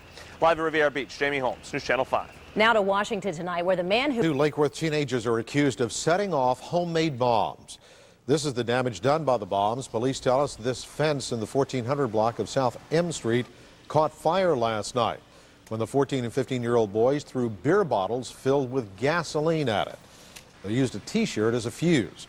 The boys were arrested and released into the custody of their parents. It is a new mission Mothers Against Drunk Driving is taking quite seriously. It's targeting adults who drink and drive with a child in the car.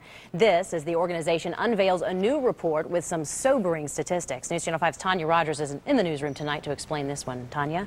Well, Shanna, the report reveals that 2 out of 3 children are killed in alcohol-related accidents. It happened when the children were riding with the drunk drivers. It's a scene no family member wants to see, a loved one injured or killed in a drunk driving accident. But for Wyoming Highway Trooper Carl McDonald, it became a reality when his daughter Carly died in a car accident. Carly's mother was driving drunk. Susan overtook that back of that tractor trailer at 75 miles an hour. There were no brake marks. There was no steering. There was no attempt to miss the tractor trailer because Susan never saw it. Last year in Palm City, a school employee was arrested, charged with driving under the influence. She had 4 children in her car. It's cases like those that worry mothers against drunk driving. Statistics show that approximately 68% of all underage people who are killed in alcohol-related crashes are actually in the vehicle with the impaired driver. MAD would like to change the law, recommending a stiffer penalty for those driving under the influence with children in their vehicles. That should be a whole lot more serious violation. Anybody who is driving intoxicated and endangering the lives of children who can't protect themselves should have some serious consequences. Often parents, grandparents, and other relatives are caregivers for the victims. MAD wants to hold them responsible. They need to accept, there are consequences to your actions, and certainly as a parent or as a caregiver of any kind, it's your duty to protect the lives of those children. Now, if MAD is able to get legislators to vote in favor of the stiffer penalty, it could go into effect as early as July 1st. Reporting live from the newsroom, Tanya Rogers, News Channel 5. There was a major crime. Live from WPTV. This is Midday on News Channel 5. Authorities say they've solved the murder mystery of a West Palm Beach man, and they're pointing the finger at a 14-year-old, his mother, and her boyfriend. I'm News Channel 5's Kathleen Walter. I'll have that story coming up. Another area. Seriously, the Bush administration took the threat of domestic terrorism. I'll have that story coming up. Good afternoon and welcome to Midday on 5. I'm Roxanne Stein, in for Kelly Dunn. And I'm John Favoli. Thanks for joining us. 3 people are in custody this afternoon for killing a West Palm Beach man. The body of 42-year-old Richard Roberts was discovered last month on Dryden Road. Now authorities have charged a man, his girlfriend, and her teenage son with the murder. News Channel 5's Kathleen Walter is live this afternoon at the Palm Beach County Jail, where 2 of the suspects remain. Kathleen? Well, John, investigators say this case is very unusual, in part because of the close relationship among the 3 suspects, one of whom is just 14 years old. Now, authorities arrested Angela Morgan, her boyfriend Donald Faircloth, and Morgan's 14-year-old son Timothy Underwood in connection with the slaying, which allegedly happened at Morgan's West Palm Beach home back in February.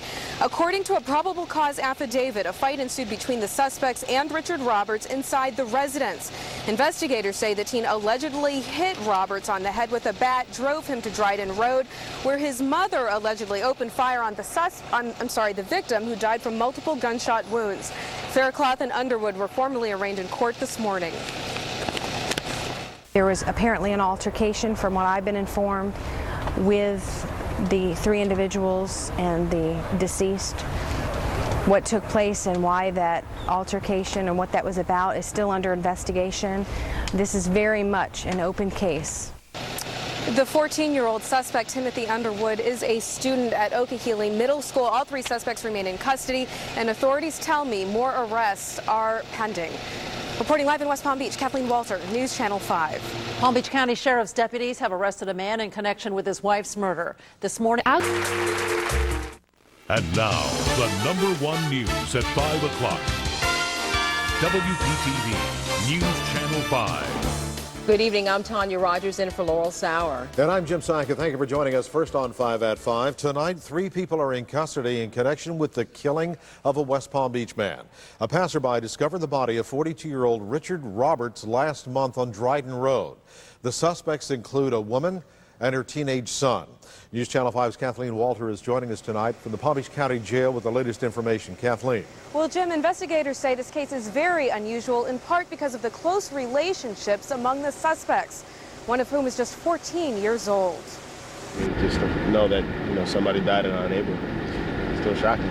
Neighbors say they are stunned by 42-year-old Richard Roberts' violent death, allegedly at the hands of a suburban West Palm Beach family last month. Palm Beach County Sheriff's investigators charging a mother, Angela Morgan, her teenage son, Timothy Underwood, and Morgan's boyfriend, Donald Faircloth, with first-degree murder. First case is Timothy Underwood. Come forward. Underwood, a 14-year-old student at Okehele Middle School, and Faircloth, an accused drug dealer, were arraigned in court Thursday morning for their alleged roles in Roberts' death. All 3 of them had knowledge and were involved. Investigators say it began with an altercation between Roberts and the suspects inside Morgan's West Palm Beach home in February. They say Morgan's son hit Roberts with a bat, that the suspects drove him to this field in West Palm Beach, where at least one of them allegedly opened fire on Roberts and where he was left to die from multiple gunshot wounds. What Roberts was doing at the home and his relation to the family is not yet known. What took place and why that altercation and what that was about is still under investigation, so we're still investigating it. Could there be further arrests? Possibly. Investigators were tipped off to the suspects after someone claimed to have overheard Morgan talking about the murder and went forward with the information. Authorities say all 3 have arrest records. Well, I was surprised by it. I didn't expect anything in this neighborhood like that. Very quiet neighborhood. All 3 suspects are in custody tonight. The teen is at the Juvenile Assessment Center. The other 2 remain here at the Palm Beach County Jail. Reporting live in West Palm Beach, Kathleen Walter, News Channel 5. Kathleen, thank you. Tonight, a Tequesta man is charged. We watched. Validated this notion. Today, Larkins was honored at the school as she was presented the Miss Basketball Award in the state of Florida for the 2nd straight year. Larkins is just the 2nd 2-time winner in the history of the award. Now, this past year, the Bucks won the 2A title, her 4th in 6 seasons. Teamwork. Cruisers, inflatables, personal watercraft, fishing gear, marine electronics, and accessories. The Palm Beach Boat Show, sponsored by KeyBank USA and Inamar Marine Insurance. Thursday, March 25th through Sunday, March 28th. Free shuttle from downtown parking areas. Live from WPTV. This is Midday on News Channel 5. Welcome to the Home and Garden Show. I'm Roxanne Stein. And I'm John Favoli. As you can tell, we've taken our midday show on the road. We're live for you this afternoon for the next half hour at the South Florida Fairground. We're standing in the middle of a beautiful garden, and during the half hour, we're going to show you how to grow plants in small places, such as flower boxes. This is also a great time of year to cook outside, and there you can see right there, we're cooking, baby. Our guest chef, he's going to show us how to cook in the great outdoors today. Food for the crew and us too. Absolutely. It's looking and smelling good, isn't it? It's a windy Friday out here, isn't it? Certainly is. A good day for cooking when it's not so windy, but we'll get to that later. We've got a lot coming up in this half hour, including a living garden, and I mean very special emphasis on the word living. You got to stick around for nothing else just for that. This is really amazing. Incredible. We'll get to all that and much more over the next half hour, but first, let's go back to the studio where News Channel 5's Orly Greenberg's got a look at today's news. Hi, Orly. Hi, Roxanne and John. We'll meet back up with you in just a minute. Thanks a lot. But first, here is your news. An ex-Palm Beach millionaire suspected of murdering his wife is reported. It happened last night when a driver of a car collided with a fuel truck. Connecticut's governor said it will take 2 weeks to reopen the road. No one was killed or injured in the crash. And that's our news. Time to get back to the fun with Roxanne and John live for us at the Home and Garden Show this afternoon. Good afternoon, guys. Hey, Orly, isn't all this stuff cool? It is. I'd say so. Yeah, it's great. All right, Orly, thank you. When it comes to hobbies, more and more people are choosing to garden. And it's for good reason. It's very relaxing, and it's also very rewarding to see the results of what you've planted, and then you watch it grow. And that is if you can get your plants to bloom. We are joined today by Cash Cashin, who's going to show us a few things, because some of us need a little bit of a helping hand. And speaking of hands, are people born with a green thumb, or can you develop one? Well, I hope I have a green thumb, because I've been growing things for for 20 years down here. Well, a lot of us read your articles and everything. You're a real star when it comes to growing plants and flowers. Well, thank you very much. But I have a couple acres out in Jupiter Farms, out in the swamp. That's where the name Swamp Gardener came from, because when I moved out there, it was all swamp. Well, you are the true swamp gardener. Let me ask you something. Are there certain plants and flowers, actually, that are better than others to grow in flower boxes in small places? You have to pick your plants very carefully. If you're going to grow tomatoes, make sure you get the determinate tomato plant so that the tomatoes just won't grow all over the place. So you have to ask for a specific type. Certain types. And in many cases you get, I know you like peppers, you like hot peppers. I like jalapenos and habaneros and all the hot peppers. My wife likes bell peppers that are sweet. And you have to choose what peppers you want, and the harvest date of each pepper is very important, because if you get something that goes into August, you might as well put it all in the pile and throw it out, because it's not going to make it. Well, we're talking about tight spaces. Does this, say, for instance, stay small, or this one? Yeah, you have to know what to plant, or do you have to repot them into a bigger place? You have to put them in a pot that will sustain the root size. And usually these pots aren't very attractive, but I use these pots because they hold the water. You don't have to water them so often, and you can last until June, at least June or July, before your plants will drop over. So, Cash, if someone has a patio, they shouldn't be intimidated about planting flowers or growing some vegetables? Not at all. I had a lady call me from San Diego on the 7th floor of a condominium. She says, "Can I grow tomatoes up here?" I said, "If your condominium association lets you grow tomatoes, you can," because down here I have a lot of people that write to me. They grow tomatoes on not only the 7th floor, but the 11th floor. Oh, really? Sometimes. Wow. That's so cool. Excellent. What do we have here? I brought a Brazilian coffee tree, and I keep all my coffee trees. This is a baby, but they grow about 6 feet tall, and I keep all my coffee trees in big pots.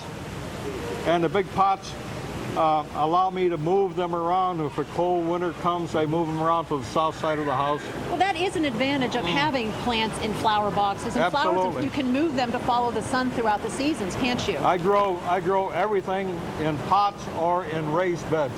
Oh, okay. And that way I control the soil, and I control what I'm putting into the plant. I never use any chemicals. I use all natural products. Excellent. I saw you eating this before. Man, that's great. Have some. That's great. Is that right? Anyone that has a window, a south-facing window in their office can have their own salad dressing. Good flower for a novice to plant. Absolutely. Very good. Throw in a little basil in there, and you'll have some. Well, that's a good vegetable, dressing. but a good flower for a novice to plant. Little Is any flower? Flowers. I don't grow too many flowers out in the swamp. Well, we like you for the vegetables. Vegetables I grow. And Cash is very happy to share all of his advice with you this afternoon at a show and tomorrow afternoon here at the Home and Garden Show. Thank you, Cash. You look like you're going hunting. I've been hunting. I'll bet you have. Thank you, Cash. Coming up next, how to make sodas at home. It's a G-Fizz invention. And we're going to have more for you at the Home and Garden Show.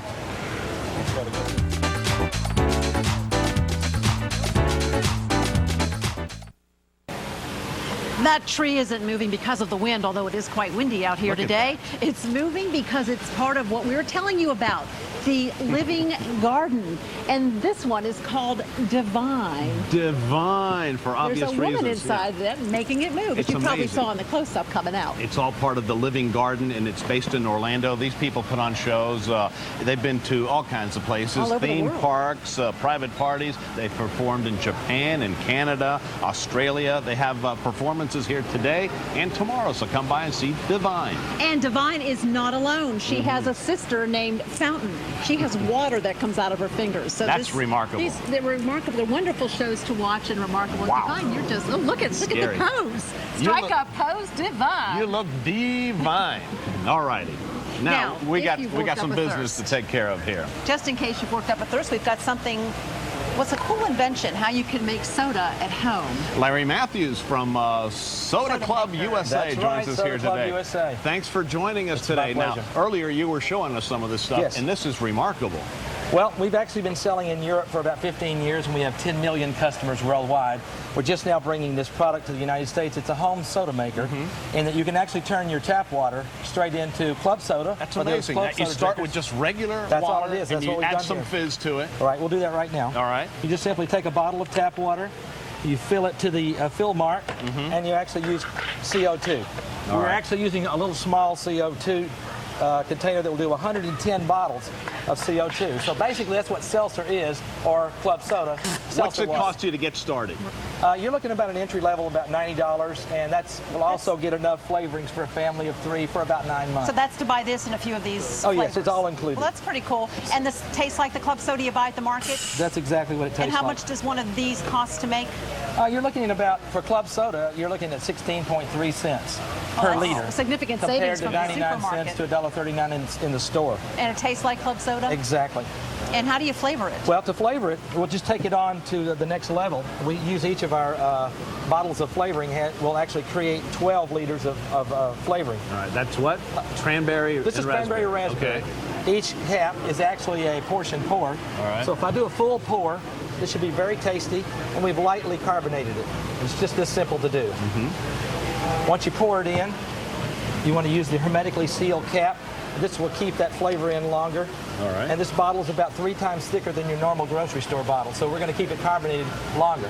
Excellent. Okay, we've got 1 minute left. Someone's Let's give it done. the old taste test. Oh, we're done. And what about folks who say they don't really want the fruit drinks, they want the colas that you buy in the supermarket? We actually have about 20 flavors now, some in diet and some in regular. We even have caffeine-free. This is our Thank you. cranberry raspberry from Soda Club USA. Hope you Cheers. enjoy. This is cranberry raspberry. Cranberry raspberry. Oh, and it's real fizzy. I love it. And you That's control fantastic. the carbonation, and you control how much flavor you want. So if it's too fruity, next time don't pour in as much. Wow, that's Larry, that very, was very perfect good. for Just incredible. And these are available here to purchase at the Home and Garden That's Show. right, and we actually ship direct to all of our customers worldwide. So you can pick it up here at the show, and then we'll pick you up on the internet or through an 800 number. And how do they reorder these?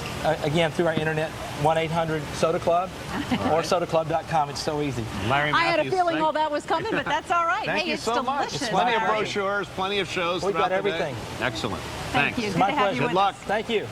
Coming up, it really is easy to redo your floor. At least that's what our next guest is going to tell us. And he's going to show us how to make a difficult job very easy to do when we come back.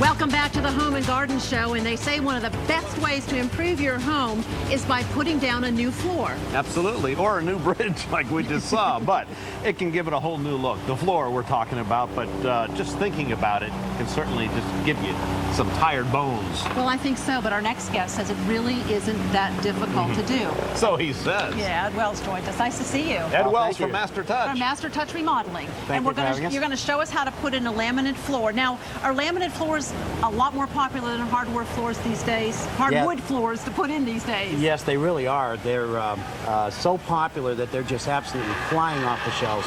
And what we wanted to show people was how easy it is to put in a laminate floor and how you can literally transform your house in a matter of minutes. Yeah. You know, you can start putting... Upgrade the look. You can upgrade the look. You know, in a few hours you can put down 300 or 400 square feet of flooring. Really? Oh, absolutely. And who's this young man down here? This is one of our professional installers and salespeople. This is Andrew Pretty Boy Linford. He's going to be in the laminate floor races. There you go, Pretty Boy. You're doing a nice job putting that floor down. Yeah. Is there something a person needs to keep in mind if they're buying laminate to redo a room? Yes. You know, this is Alloc laminate floor. This product has a joint integrity warranty. You notice that silver line that's on the flooring? Yeah. What that does is that helps to lock that product together so that when you put heavy objects on it, the floor doesn't separate. buckle. And it also doesn't buckle. That's correct. Now, in a wet area, like a kitchen or a bathroom, we use a product called Quick Step for that because it has a 25-year warranty for water. It's like a sealer? Well, no, it's a different product. It's actually a laminate. It's a laminate floor that's used for a different product. Yeah, what's the most popular color or type? Scandic Beach, the Marabous, the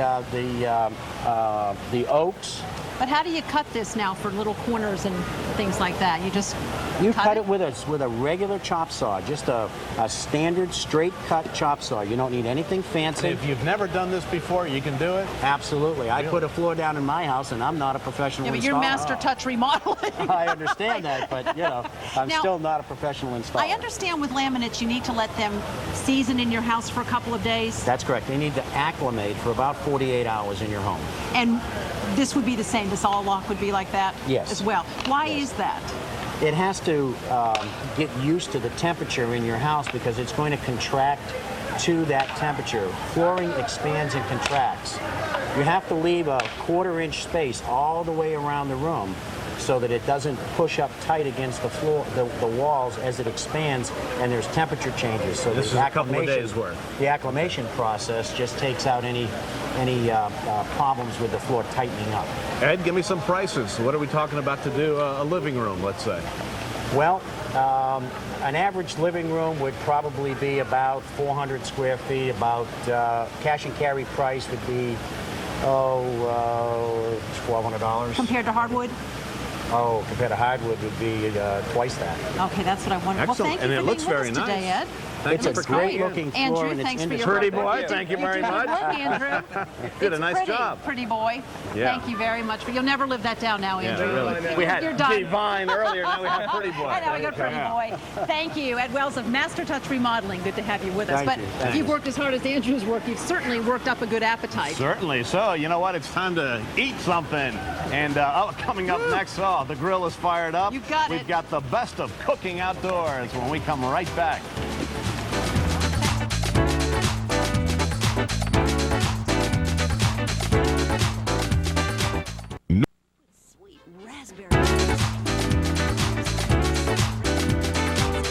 We're cooking. Oh, yeah. A couple of basic things to ask you. Charcoal or gas, chicken or steak, a big grill or a small hibachi.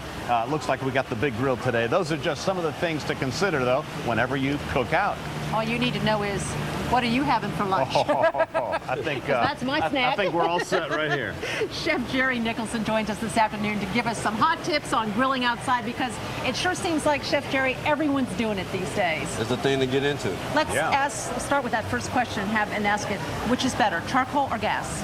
I prefer the gas. It has no flames, no flavoring of the charcoal. You don't have to mess with it and get too dirty. Yeah, you just fire it up and you're light ready it to up. go.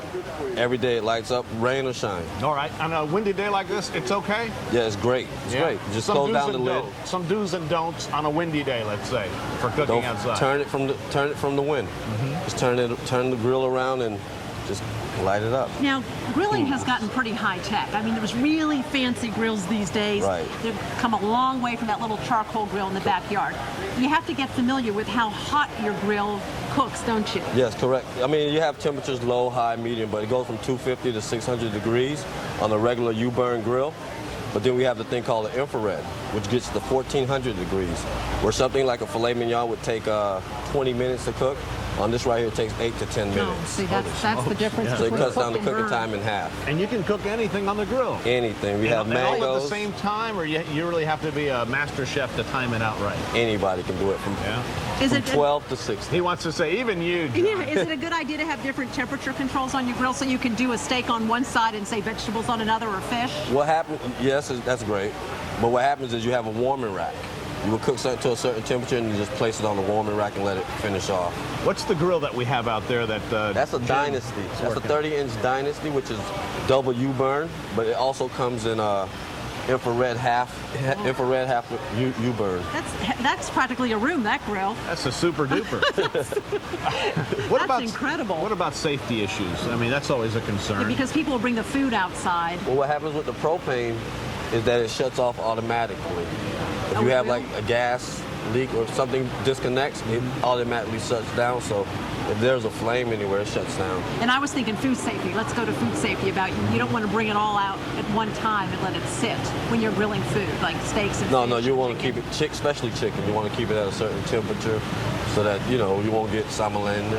I have a feeling that you cook everything outside these days, Jerry. Yeah, I have a rack. I'm sorry. That's all right. Tell us what you have, though. We want your secrets. Yeah. I have a rib shack in Fort Lauderdale. Oh, you do? Yes. Is that right? Okay. So you came all the way up here just to see us? All right, so you've done chicken, you've done salmon, you've got vegetables. Mango, Even portobellos, crabs, stuffed crabs. Just put them on the warming rack. Shrimp, bananas, eggplant, pineapples. Hey, the flies are hungry. Is this hot off the grill, or is this just for decoration No, that's purposes? hot off the grill. And you sort of decide whether you want to marinate it or brush it while it's on the grill. You can do either or because it won't flame up on you. Wow. All right. Coastal Gardens, the outdoor source. You're the best. Thanks, Chef Jerry Nicholson. Nice to meet you. Nice to Thank see you very much. Thanks. And thanks for lunch. We really appreciate And it. thanks for the tips. And guess what? This is mine, this is yours, and there's none for Dino. We're ready to eat, and Dino's inside, away from the wind, to tell us about the weather. Thanks, Dean, we're getting blown away out here. I see that. And somehow I knew there wasn't going to be enough for us back here at the studio. Well, it looks like you guys are having a good time out there, and it is windy, and you can see from Chevrolet High Five we have a mix of sun and clouds. There's some boaters on the inland water. One tomorrow with some showers. Orly? All right, now we're going to go back to John and Roxanne. All right, and we're Thanks, here. guys. We're ready to eat. Interrupting something? I've got a little, well, I took a bite, so sue me. I got a little shrimp and portobello mushroom thing that is to die for. This And does is it have a delicious. different flavor off the grill than from out of the oven? Absolutely, Yeah, it the does. grill It is where tastes it's at. great, doesn't If you're planning to come out here, and we certainly hope you are, the Home and Garden Show is open until 9 tonight, Saturday from 10 a.m. to 9 p.m., and Sunday from 10 to 6. Cost $8 for adults, $3.50 for children, 6 to 12. We're at the South Florida Fairgrounds. Parking's free. Thank you for so much for joining us Have a today. great weekend. Bye.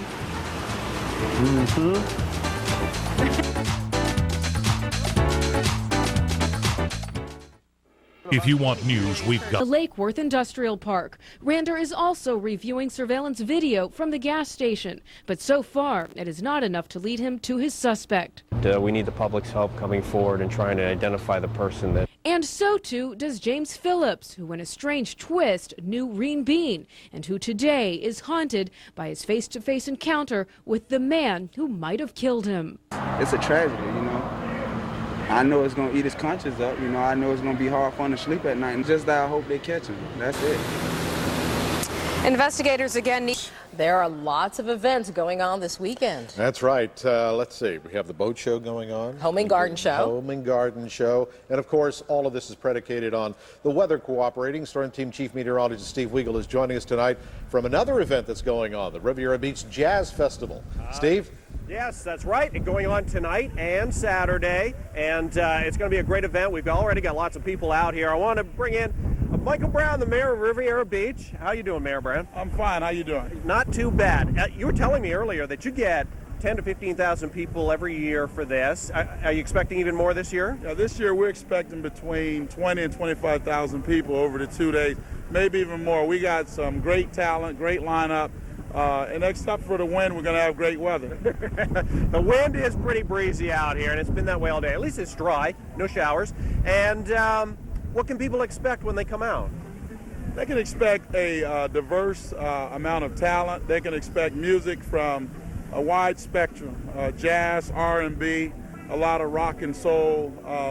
They can expect some pretty good local talent, but some very top-notch national and internationally recognized talent.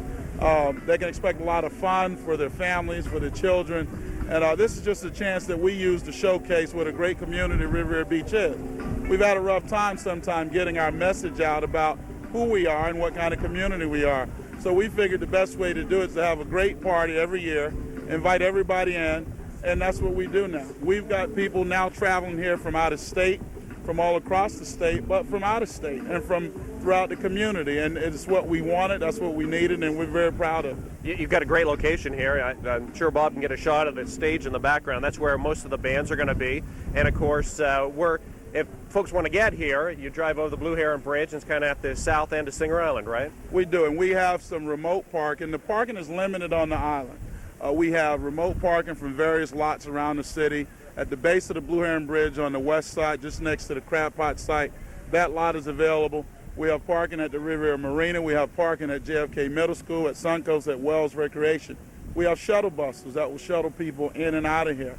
And it's designed to work smoothly, to be user-friendly, and we're looking forward to having a great event. All right. Thank you, Mayor Brown. All the best this weekend. Looking at some nice weather. A little breezy out there. Let's take a look at what's going on across South Florida. We've got a few showers popping in around Martin County, quiet in Palm Beach County. Don't rule out a shower or two tonight, tomorrow, even Sunday. And let's take a look at some of the other weather graphics. High pressure to the north of us, bringing in some cloud cover and a few showers, but also some sunshine. 70s across the state, and the next couple of days look pretty pleasant. The winds will taper off on Sunday, so it's going to be breezy tonight and tomorrow too. So your forecast the next couple of days looks like this, with windy conditions from the east at 15 to 20, 68 overnight. Tomorrow looking at high 70s, some sunshine, and a couple of stray showers. Boater small craft advisory, no surprise there. And the 5-day forecast has sunshine right into early next week. Sounds like the bands are kicking off. We'll be back at 5:30, and we're going to show you more what's going on here right on the beach in Riviera Beach. That's right. Again, Steve, it's at the south end of Singer Island, correct? Yeah, that's right, yeah. All right, we'll see you at 5:30. Okay. Thank you. Time now to... At 5:30. WPTV News Channel 5. And good evening, everyone. I'm Tim Malloy. And I'm Tanya Rogers. Kelly and Chandra have the night off. A plan to shorten the wait at Palm Beach International Airport has been put on hold in an effort to reevaluate costs. The project would have added more security. The additions would cost between $2 to $8 million more than expected. The county had planned on the project running about $18 million. Estimates are now coming back at more than $20 million. Time now for Storm Team Chief Meteorologist Steve Weagle. With Digital Doppler 5, the area's most powerful radar. It's Friday, and Chief Meteorologist Steve Weagle has a hard life today. He's at the beach. What an assignment. He's live at the Jazz Festival in Riviera Beach. Nice night for it, Steve. I don't know if you can hear these guys behind me. I got to point out these guys because I think they're just wrapping up. This is the Derek Mack Band, and these guys are good. Derek Mack's on lead guitar, and we've been listening to them for the last half hour. They are really amazing. Just one of the bands that's going on this weekend. Actually, the Riviera Beach Jazz Festival runs tonight till midnight and tomorrow all day, not on Sunday. And if you want to come down here, it's at the southern end of Singer Island. So if you're driving north or south on 95, take the Blue Heron exit, come over the bridge, and drive till you make that bend in the road, and then you want to turn in. There's parking all over the place here. Expecting 15 to 20,000 people for the music, and a lot of great food too. The smell of ribs off in the distance, and a lot of folks are eating out here now. And the crowd's starting to pick up because it really just started a half an hour ago. So nice night. It's a little windy out here, and it's going to stay windy tomorrow too, and then things will start to settle down on a Sunday. Let's take a look at what's going on across South Florida. Chevrolet High 5 sunset tonight around 6:30.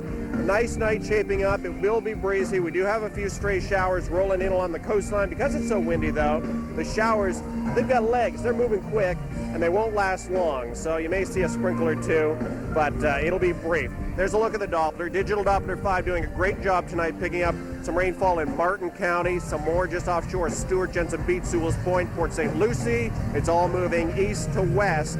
So a sprinkle or two, Palm Beach County pretty quiet right now, and heavier rainfall down around Miami and Fort Lauderdale. And the weekend, no changes to start. We've got that big high pressure system that sat there all week. It'll be there tomorrow, so the wind stays with us. That's why it's been so windy. We got a strong high over the Carolinas as it's bringing in that wind off the water. 70s everywhere. We will cool off another 5 to 10 overnight, but beautiful. Some rainfall moving into the northeast again. Yeah, the change, that transition from winter to spring up in the northeast. Look at that temperature. Snowbirds will be heading back now. 50s and 60s, even 73 in Washington. For us overnight, beautiful. Partly cloudy, a couple of stray showers. It's really been Martin County during the late afternoon. 78 tomorrow, filtered sunshine, and don't rule out a shower or two tomorrow. It still will be windy tomorrow from the east, and that's why we have the small craft advisory, upwards of 7 feet rough.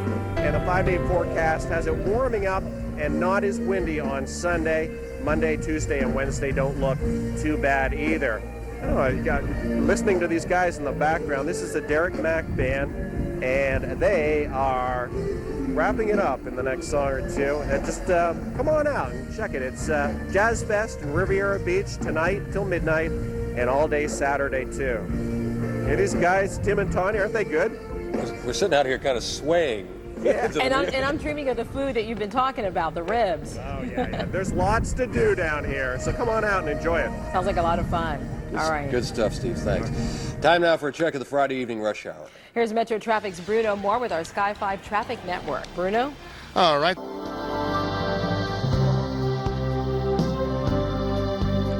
For years, medicine treated women as smaller versions of men. Most research involved men, and Care for Women was based on those findings. Now new research shows coast while preparing to enter Port Everglades. There's no damage to the hull, we're told, and no signs of pollution. Time now for Storm Team Chief Meteorologist Steve Weagle. With Digital Doppler 5, the area's most powerful radar. It may be windy this evening, but there are some things you can do outdoors. And meteorologist Steve Weagle is out there doing one of those things. That's right. He's getting sandblasted because of all the wind out there. You're in Riviera Beach tonight for the Jazz Festival, Steve. Yeah, that's right. It is windy right at the beach. We're at Riviera Beach, the south end of Singer Island, for the Jazz Fest. This is the 4th annual Jazz Fest, and I'm joined by Commissioner Donald Wilson. Thank you for coming by. This is a great event. Good kickoff. Steve, thank you and Channel 5 for coming to Riviera Beach. We welcome you, and we want to take this opportunity to thank the entire Channel 5 family for assisting us in what we feel is going to be a great effort. No problem at all. You know, we love to cover the weekend events, and you just started at 5 o'clock. We listened to a Derek Mack band, and I tell you, they were good, and you've got a lot of great bands all weekend. Steve, Derek and his band represents a small portion of what's to come here. And of course, we'll be closing with the great Spiral Gyra Band out of Buffalo, New York. And I don't know what you've done with the wind for them, but it's still better than the weather in Buffalo. That's right. At least it's not raining either. Now, okay, folks want to come down. It's tonight till midnight and tomorrow till midnight, not Sunday. How do they get here? What's the best way? Steve, the easiest way for them to get here, if they're coming from the south, travel 95 to Blue Heron Boulevard, come east, and they will see the parking signs. We're bus shuttling most of our people this year because of the progress, the construction that's going on the island. It's necessitated our doing a heavy level of bus shuttling this time, but that should not deter folk from coming here. We have assembled an array of talented people. The weather, despite the wind, is still great. The food is great, and we welcome each and everyone to come to the island this weekend. I've been walking up and down some of the booths, and the food looks amazing. The ribs. I'm going to join you too when we leave here. Thank you very much, and all the best this weekend. All right, I want to show you some video from up and down South Beach, all the way into Palm Beach County. We have had beach erosion like we have not seen in a few years, and it gives a new meaning to beachfront property. Here's a look at South Beach. We have a few showers showing up on the Doppler. Most of the rainfall down around Miami and Fort Lauderdale. The passing showers still around the lake, otherwise quiet. It will be windy tonight and Saturday, and then the winds taper off by Sunday. High pressure building in and then rolling off the coastline. We're going to still see some clouds, but if you look off to the east, around the Bahamas, the clouds are not as extensive as they've been all week, so we will see a fair amount of sunshine too. 70s and high 60s everywhere. Great looking night, although keep in mind the wind will be with us, and just a passing shower at best, so not a lot of rainfall expected. Across the country, heavy rainfall through the northeast, all the way from Maine, all the way back into the Midwest, where it is raining and temperatures are mild. Snowbirds, keep in mind it's springtime up in the northeast. It's really warming up with 50s and 60s right now, and 74 in Atlanta and 74 in West Palm. So here's your forecast tonight, looking at a partly cloudy sky, scattered showers, but not a lot of rain. 68, east wind at 15 to 20, windy tomorrow too, and 78 degrees, some sunshine, but also the chance of a shower. Small craft advisory for boaters, with east winds of 15 to 20 and 5 to 7 feet. Rough out there, keep that in mind. And the 5-day forecast has quieter weather Sunday, Monday, Tuesday, and Wednesday, and we get up into the 80 degree or above mark by Sunday and Monday. So a little bit warmer early next week too. Riviera Beach Jazz Festival going on this weekend, tonight till midnight, tomorrow till midnight. Come down and enjoy. Lots going on this weekend, so no reason to stay inside. That's right. Just forget about the wind out there. Enjoy yourselves this weekend. Yeah. That's right. Enjoy the music and the food. That's right. In that order. Steve, thank you. All right. Here's tonight's primetime lineup from News Channel.